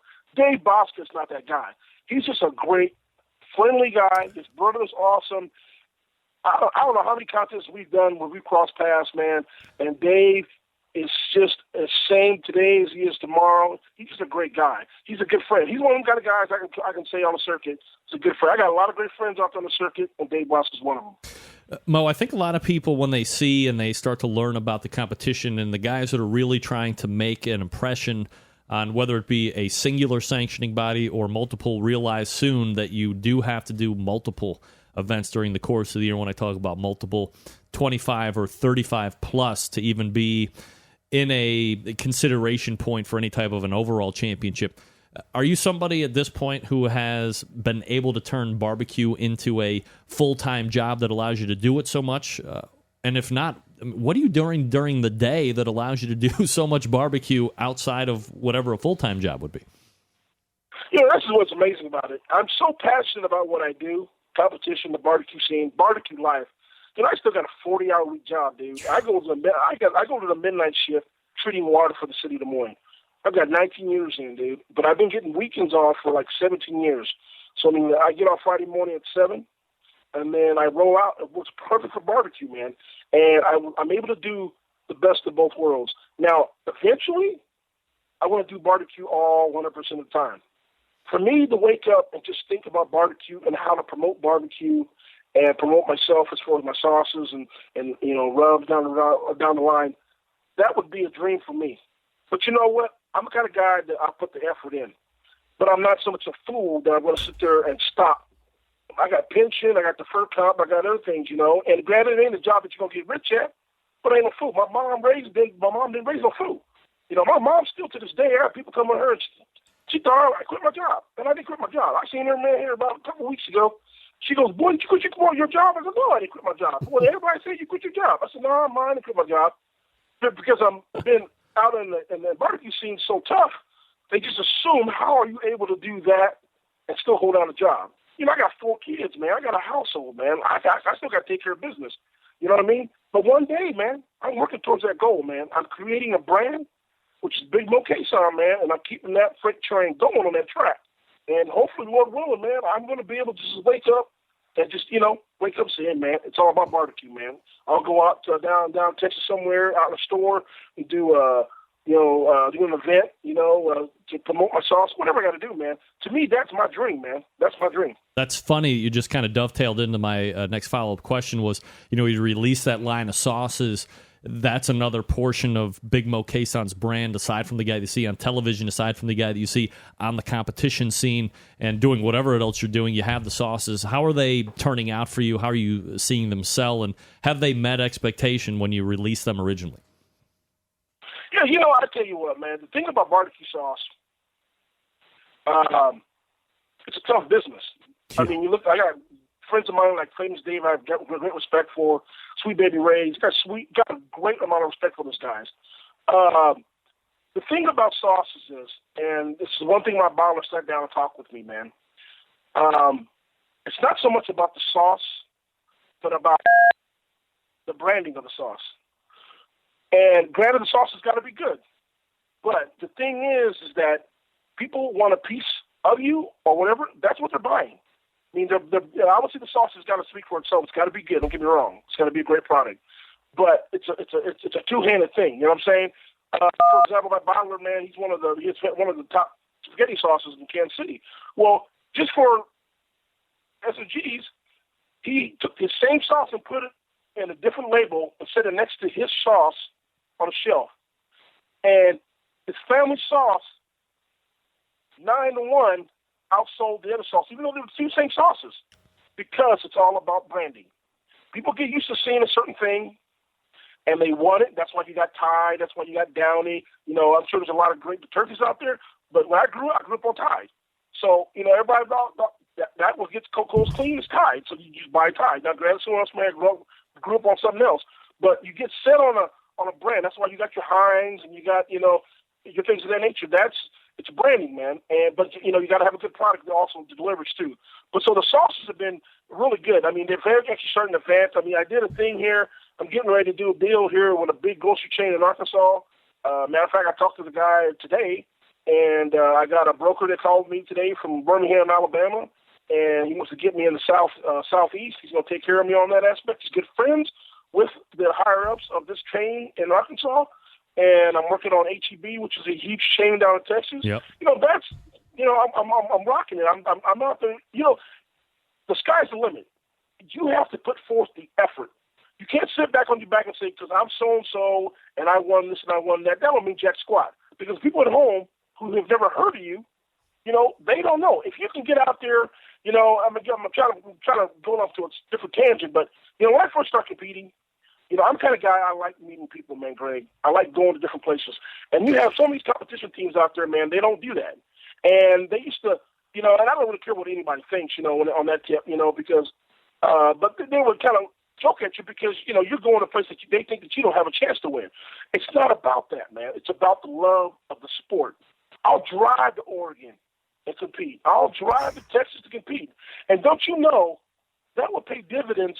And I'm not thinking in that aspect, but it pays dividends in the end because you are a guy that can reach out and you talk to people and you can cook and the people can come up to you and you can chit chat and talk and they know that you're real and you know that you're the real deal and you're humble and they like you. And all you do is garner more fans. That's all you do. You know, I don't cherry pick. I don't strategize and say I'm going to do this contest, you know, and to each his own. If that's your goal plan to be team of the year, God bless you, man. You know, but I would just like getting out and cooking, man. That's why I can get up there. I'm going to do a GBA contest next weekend. Now, granted, am I in the points chase for a GBA contest? Hell no. But I want to go down and see my Georgia folk. And that's why I do it, man. Moe Cason is our guest. You can find his website, Ponderosa BBQ.com. Mo, if we can kind of delve into the TV stuff here a little bit. I know we got sidetracked, but you know, I think the story's great, and obviously the passion is shining through. Corey, I think you can obviously feel that as well. In regards to TV show number one, Barbecue Pitmasters, it is, I guess, now the stalwart of any barbecue TV show. It's now seen a large amount of success on its flagship station, Destination America. Originally this season, I thought I was going to be seeing the shining face of Melissa Cookston, and then all of a sudden I see a handsome pitmaster of Ponderosa BBQ and Moe Cason being the judge, so I was caught a little bit unaware. How did that whole thing, come to you? And I don't know the particulars of what happened with Melissa, and if you do and you want to share, that's fine. If not, that's fine as well. But how do you get approached to be on the dais of the judging panel for Barbecue Pitmasters? Well, how it went down is that, last fall, last spring, I did that thing with mine called Smoked. Was it 2013? 2013, I did with Smoke. Now the production company was, mine escapes me now, but they're out of Colorado. They do Guy Fieri's show. They produce his show. The guy that drives in the drive-thru. Citizen Pictures. And great guys. They called me and said, we just came down from the higher-ups. We want to pitch you for this unit show with you in mind. I'm like, cool. So we did that. Even though it was only one little one-off deal, they were really happy with it. The fall came around, and I was approached to do this Pit Wars. And they kind of gave me the concept and told me the concept. I was like, cool, man, that sounds exactly right up my alley. So we did it. I had a freaking ball, probably the best, most fun I've ever had shooting a TV show. Well, that winter, December, fall, when we got done shooting it, I get a call from higher ups, the Discovery, and they were like, "Hey, man, we want to pitch you as a judge," and I'm like, "Cool." Now with Melissa, I got great respect for her. We're friends. We've been together at the Kentucky Barbecue Festival, and she's just got so much happening for her, as far as restaurants popping up, and and she's all about her grind, man. She's all about making her money and taking and building her what she's got to do. So that is how that opening happened. Is because and I mean that's all I know. I don't know. I mean, and she never told me personally that was the reason. But she's got good friends close to her that I know, and it's because she's been real busy, and I don't know what her desires were when it comes to not doing the show, but that's what I assume. I don't know for a fact. That's just my personal opinion what it was. So it was an opportunity for me, and I took advantage of it and accepted and went and did it. And it was I'm truly thankful for the opportunity. I was kind of shocked and surprised by it, to be honest, but I feel like I'm all about making lemonade on lemons, and I'm not saying it was a lemon, but I just didn't expect to be called to be a judge on Pitmasters, honestly. Moe Cason joining us here on the show. Mo, can I hold you over for another segment? No problem, brother. All right, hang back here just for a couple minutes, and we'll get right back to you. We're talking with Moe Cason, Ponderosa BBQ. Folks, let me talk to you. I just mentioned that I'm going to be getting my dapper hands on the Party Q unit to test out the newly revamped Party Q unit, by the way. And you know who makes it? The BBQ Guru. Look, if you're thinking about an automatic pit temperature control device for your cooker, stop here. It's the company that started it all. They are the creators of this technology, and I continually ask you, why would you buy from somebody else? I have no idea. Now, maybe you're not familiar with how these devices work. I'm not going to get into the minute details. I'm not a scientist. But imagine a product that allows you to set your pit temperature in one set, keeps it running at that set temperature all the way through the cook. Sound too good to be true? It's not. This is real life. You can take advantage of this technology today because look at this. If you're a busy working professional like me or like Corey or any number of you out there, perhaps you're constantly on the run with kids doing errands and quite frankly, you just don't have the time to sit around and tend those pit temperatures. I get it. The BBQ Guru allows you to throw on a pork butt or a brisket or a couple slabs of ribs. You're off to do whatever it is you need to get done. And the BBQ Guru maintains the pit temperature you set it at. There's a number of different models that you can choose from. You have a Party Q. You have the Cyber Q Wi-Fi unit that is raging across the competition trails and backyards alike. You have the Cyber Q2, the DigiQ DX2. If you're in the market for a cooker, why not consider the Onyx Oven? Onyx Oven has been winning on the competition circuit for a number of years. Also, Rave in the backyard, a whole ton of meat, fully insulated, accommodates the half and full pans for food service, and you know it's going to work seamlessly with all of those BBQ Guru pit temperature control devices as well. So do yourself a favor, head on over to thebbqguru.com and check out the products. And if you have any questions about what to order, because sometimes it can be a little overwhelming when you look at the website and you see the different size fans, you're like, I don't know what to order. Call them directly, 800-288-GURU. That's 800-288-GURU. And they'll make sure you're outfitted with exactly what you need to get you up and running right out of the box. Again, the number 800-288-GURU and the website, thebbqguru.com. Back with BMC right after this. Stick around. Be right back.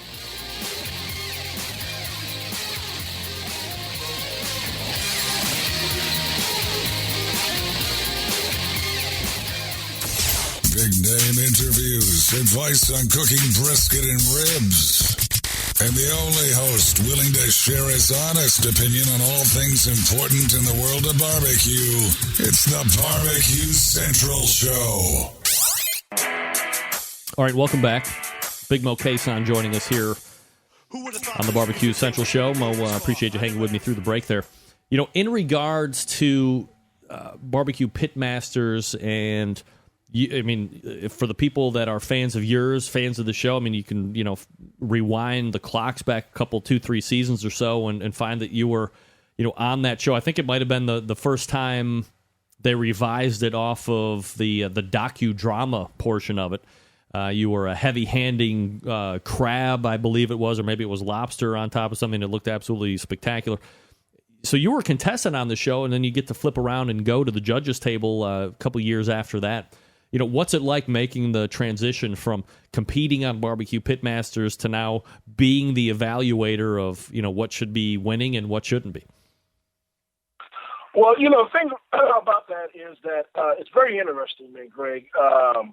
Being a contestant's one thing, you know what I mean? And it's long days, and you're doing a lot. But I think to be a good judge, it's entertainment, but you got to know what the hell you're talking about, because you're put on the spotlight. You really are. And if you don't understand textures, you don't understand, how meat's properly done, how it's supposed to taste. As far as texture-wise, your flavor's your flavor. But there's certain things about if you don't, and you don't know what proper ribs are supposed to have as far as mouth feel, brisket, no matter what was thrown at you. That stuff will be revealed. Even though, the world of editing, you still got to know what the hell you're talking about. And you still got to know how to give good, fair evaluations. Period. And, granted, as a contestant, that's one thing, man. You're sitting there against the clock and you're doing, but you know what? As a judge, you're on the spotlight too, because you want to do a good job. You want to do a good job for the viewer at home, so they're getting knowledge. Entertainment is a great thing, but that's a side note. You want to be able to give good, concise information, and you want to be able to, so that these contestants are getting judged fairly. You know what I mean? And if you can expound on why he or she did well, did not do well, you can give them knowledge, and they'll understand. They will understand, no matter how passionate they are. Granted, I know when I got knocked off the both times I was on as a contestant, in my heart I thought I shouldn't get knocked off, but that's just the competitor in me. But within yourself when something ain't right. I don't care what when something ain't right. If your brisket ain't there, it ain't there. You can try to fudge it on one thing, but you know what? You can't cheat the camera, period. If the stuff is dry as hell, you can't cheat it. That's the thing. It'll always be revealed, man. That's straight. 3-dimensional full HD. You ain't faking that. And like I said again, your flavor's your flavor. But there's certain things that you just can't cheat, man, and you can't sit there. And so you got to give the viewer honesty and do the best you can in your subjective ways of what you think proper barbecue is. Moe Cason is our guest, pitmaster, Ponderosa BBQ, PonderosaBBQ.com, the website. You're also part of a judging panel with the stalwarts of the judging panel portion of the show. Myron Mixon, obviously the winningest man in barbecue, and then Tuffy Stone, who has certainly won his share, former KCBS Team of the Year pitmaster, has won a number of high-level contests in his time last year. Probably, competed 7 or 8 times, but won some of the most prolific events during the course of 2013. What's it like sitting on a judging dais with these guys who have seen a tremendous amount of success individually, and they're both really nice guys. They've both been on the show on any number of times, not recently, which I have a theory about, but we won't get into that. Is it at all intimidating for you to sit with them, knowing the experience they have, in front of the camera, and then also with the success that they've had on the competition scene? Hell no. I have great respect for Myron. I got great respect for Tuffy.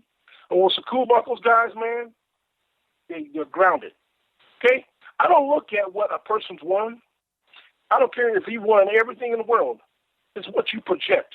Now, if you come up to me and start expounding about how much you won, then you ain't jack squat to me. Okay? Because I didn't ask you what you won. Okay? Let's talk barbecue. What makes you any different? Just because you won X, Y, and Z don't mean I don't know about barbecue. I don't know how to cook. I know how to cook barbecue. You know what I mean? Because when it comes down to competition barbecue, granted, I respect what Tuffy and Myron has done throughout their career, and that's awesome. But when I see them as just cooks, just like I am, and they see me the same way.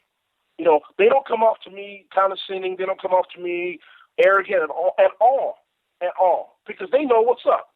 They know that it's all about the cook. And so, I've got a great respect. Seriously, man, I'm good friends with both of them, man. And not once do they expound on what they won. at all. You know, they're not that kind of guy because they're cooks. So then again, when someone's got to sit there and try to tout what they want, X, Y, and Z, I did this and I did that and I did that, well, that's tell you there's something within themselves that's lacking, okay, because they dwell on that and they think that's a calling card for them to be able to do X, Y, and Z. That's not the case. It's what you project, man. You know what I'm saying? If you're knowledgeable about cooking brisket, just because you won X, Y, and Z on that brisket and doing brisket doesn't mean that you know more than me. You know, I mean, it just doesn't mean that. I mean, if I know what proper brisket is, you know, I know what proper brisket is. And if you're able to expound on that, I mean, you'll know. Because when if you were ignorant on the fact of cooking, that would be revealed to you. Because them two judges will let you know. They'll let you know when you don't know jack squat. I mean, in a joking way or whatever, they'll let you know. But you can tell when they know that you know what's up. And you know you know about barbecue because they look at you, and after you get done with a segment, they're like, right on, my man. And they know. And the scores will be revealed in that because each score is their own score, okay? And they don't coach you to tell you how to score. They don't do that. I mean, your score is your score.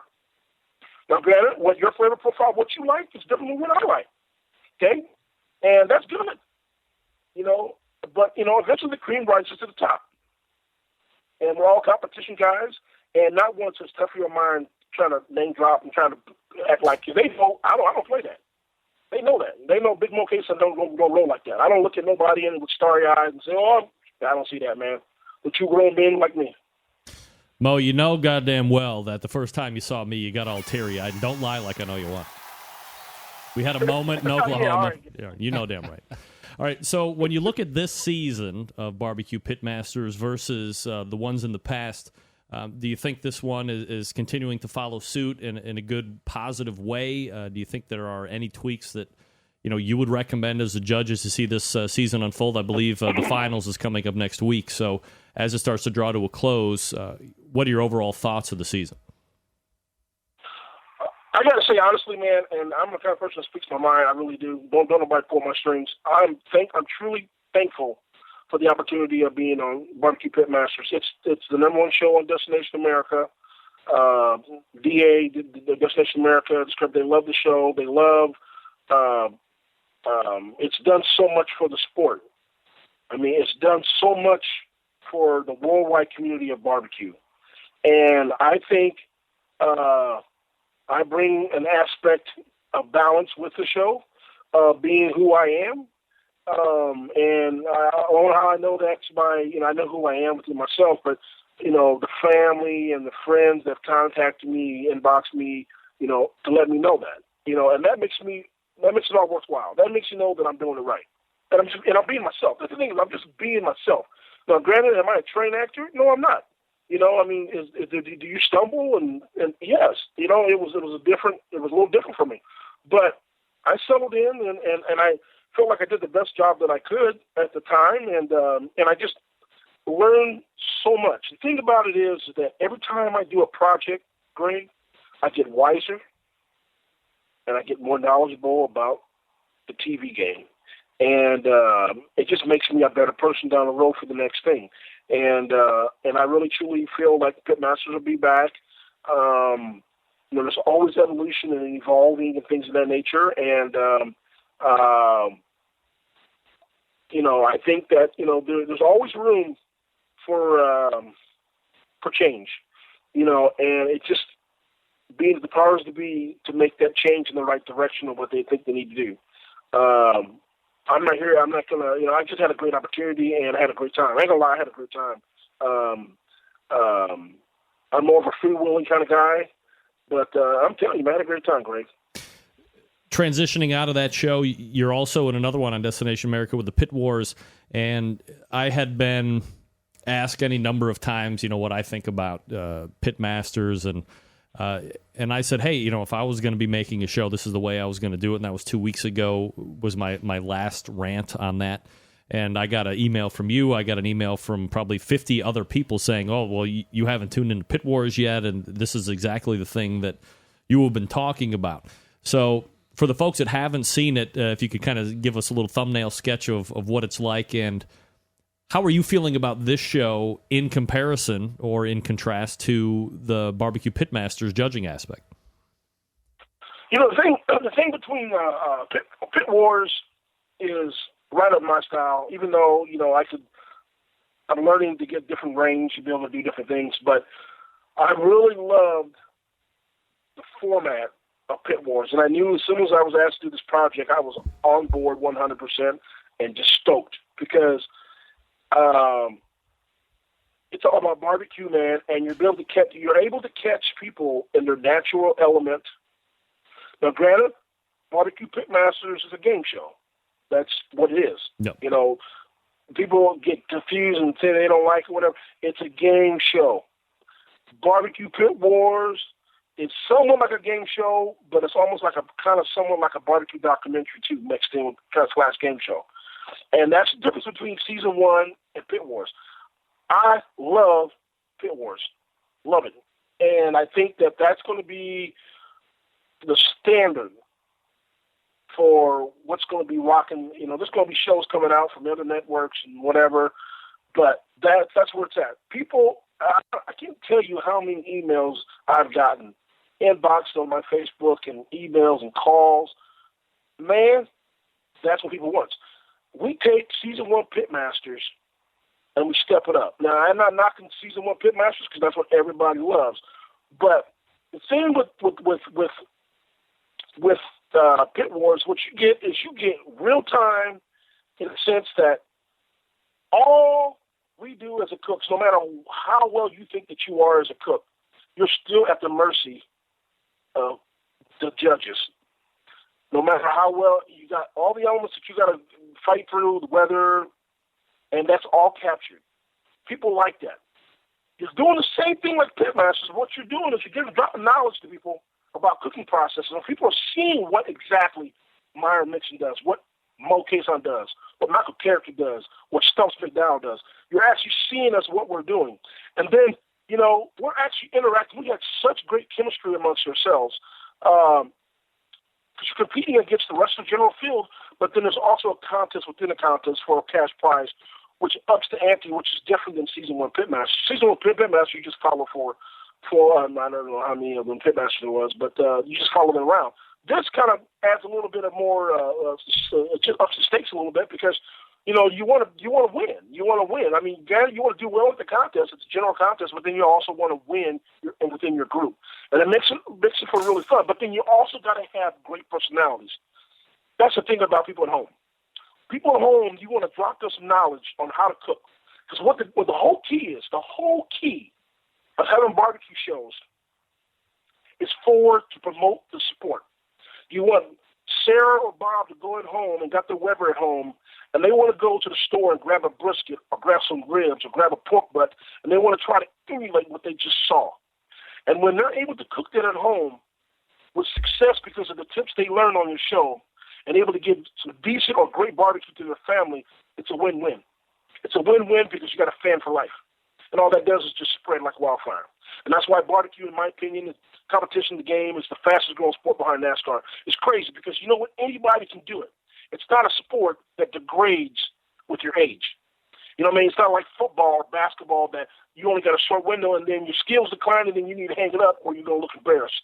But with barbecue, you might have some 17-year-olds at home all sharing the duplex, man. They may cook some bomb-ass-kicking chicken, man. But you know what? They may go out and not cook a good rib, may not cook a good brisket, but when they go enter that contest, you got to deal with them. You got to deal with that person making killer chicken. And that's what's so beautiful about competition barbecue and the world of barbecue, because all that does is just spread. That just spreads throughout the country, and it just gets more people buying product, meat, smokers, seasonings, rubs. It's a win-win deal. So that's what the show does. People want to knock, you get haters out there, that want to knock it. Look at, people sometimes, I'm good on a tangent, but you get people that want to knock certain people because they're not on the show, because they feel like they're more deserving. That's BS, dude. Like John Marcus said, I don't know John Marcus that well, but I'm going to tell you what, man, he can tell you, no matter what, you have won. And really, when it gets down to it, people don't give a rat's ass if you got a 50-foot trophy at home. They don't care. They don't care. It's what you project, man. If you're able to project good barbecue and you have to keep the viewer at home engaged. It's different. When you're at a competition, when no cameras around, so be it. It's a competition. But when you're on TV, man, you got to be able to engage with that viewer. Yeah. Or the viewer's just going to turn the channel. If he drives a popcorn fart, they're just going to turn the channel. And that don't help nobody. Okay, but you got to be able to cook, too. Your food's got to speak. When you overcook your ribs, you can't fake that. And when you see when people look at, oh man, look at that, Moe cooked them ribs, man. They don't look right, man. Boom, because it's real, man. You rise and you fall, man, and that's what good TV is, man. That's just what happens, man. It ain't nothing fakes about it. It ain't nothing staged. It's what it is. It's what normal guys do, guys and girls in a competition scene. Moe Cason is the pitmaster of Ponderosa BBQ. Again, the website, ponderosabbq.com. You can find him on Pit Wars. You can find him on Barbecue Pitmasters as well, both located on Destination America. Well, I know it held you over an extra segment that I didn't tell you about, but I am a devious bastard, and I appreciate you kind of chameleon with me. Continued success, man. Let's talk again soon. No problem, brother. There he is, Moe Cason. Ponderosa BBQ.com is his website. And again, you can see him on Barbecue Pit Wars and Barbecue Pit Masters on Destination America. All right, let's do the last read, and then we'll go ahead and wrap up the show here. It's El Diablo Mustard time, and let me tell you something. With each and every passing week, I am becoming a huge, even bigger fan of El Diablo Mustard. El Diablo, of course, is the newest sponsor here at Barbecue Central. Born a few years ago when its creators wanted to turn ordinary mustard into the hottest on earth. They pushed the boundaries with adding fiery habanero, roasted chipotle, flaming jalapeno, and spicy mango into mustard so powerful, so hot, and so intense that even the devil couldn't resist it. And El Diablo was born. El Diablo currently featuring 6 flavors that taste great and, quite honestly, are hot as hell. How about mango? It's a bit of island heat meets sweet with real mango puree, slow, tingling heat. You have roasted chipotle, adds a kick of Southwest with a peppery mustard and smoky chipotle puree for nice slow heat. Then Steakhouse. This one is kind of unique. You're either going to love it or you might not like it as much. It has a hearty flavor with a zing of Worcestershire with tangy tomato for blaze and layers of flavor. Texas chili. Make any hot dog an instant chili dog with hints of garlic and cumin and paprika. Jalapeno, one of my favorites. Pops with real jalapeno puree and a mustard zing. Try it on some hot bacon, why don't you? And, of course, habanero is a flavor inferno for all you daring types who want all heat all day. So get grilling. Add some heat to your meat. Connect with El Diablo's Facebook page for recipes and giveaways. Bold flavors, great taste, hot as hell. ElDiabloMustard.com. That's ElDiabloMustard.com. And I'm telling you right now, if you don't try any other flavor, if you are Mr. Inside the Box, no matter how it comes, but you do like A, mustard, and B, a little bit of heat, get the jalapeno one. Try that first. I think the jalapeno El Diablo is the gateway drug into the rest of the El Diablo family. All right, we're back right after this to wrap up the show. Stick around. We'll be right back.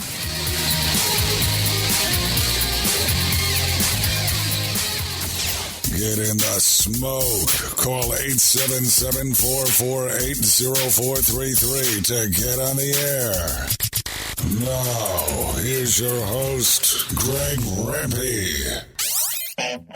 All right, we are back. 216-220-0966. Greg at thebbqcentralshow.com.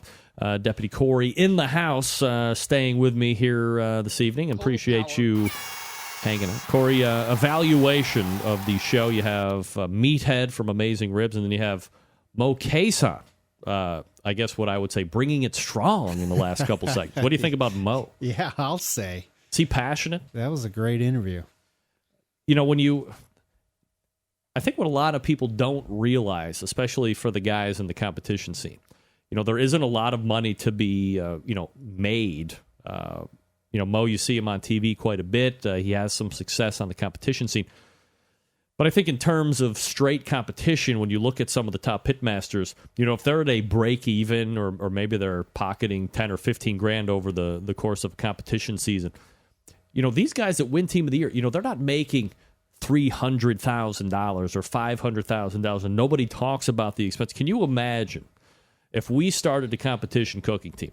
Sheriff and the host, I think, would be our competition name. First of all, we're nowhere near any local competition. We'd have to be driving down at least 3 hours south to Hocking, Ohio, the Hocking Hills, or we would have to go to Cincinnati or Buffalo or Michigan.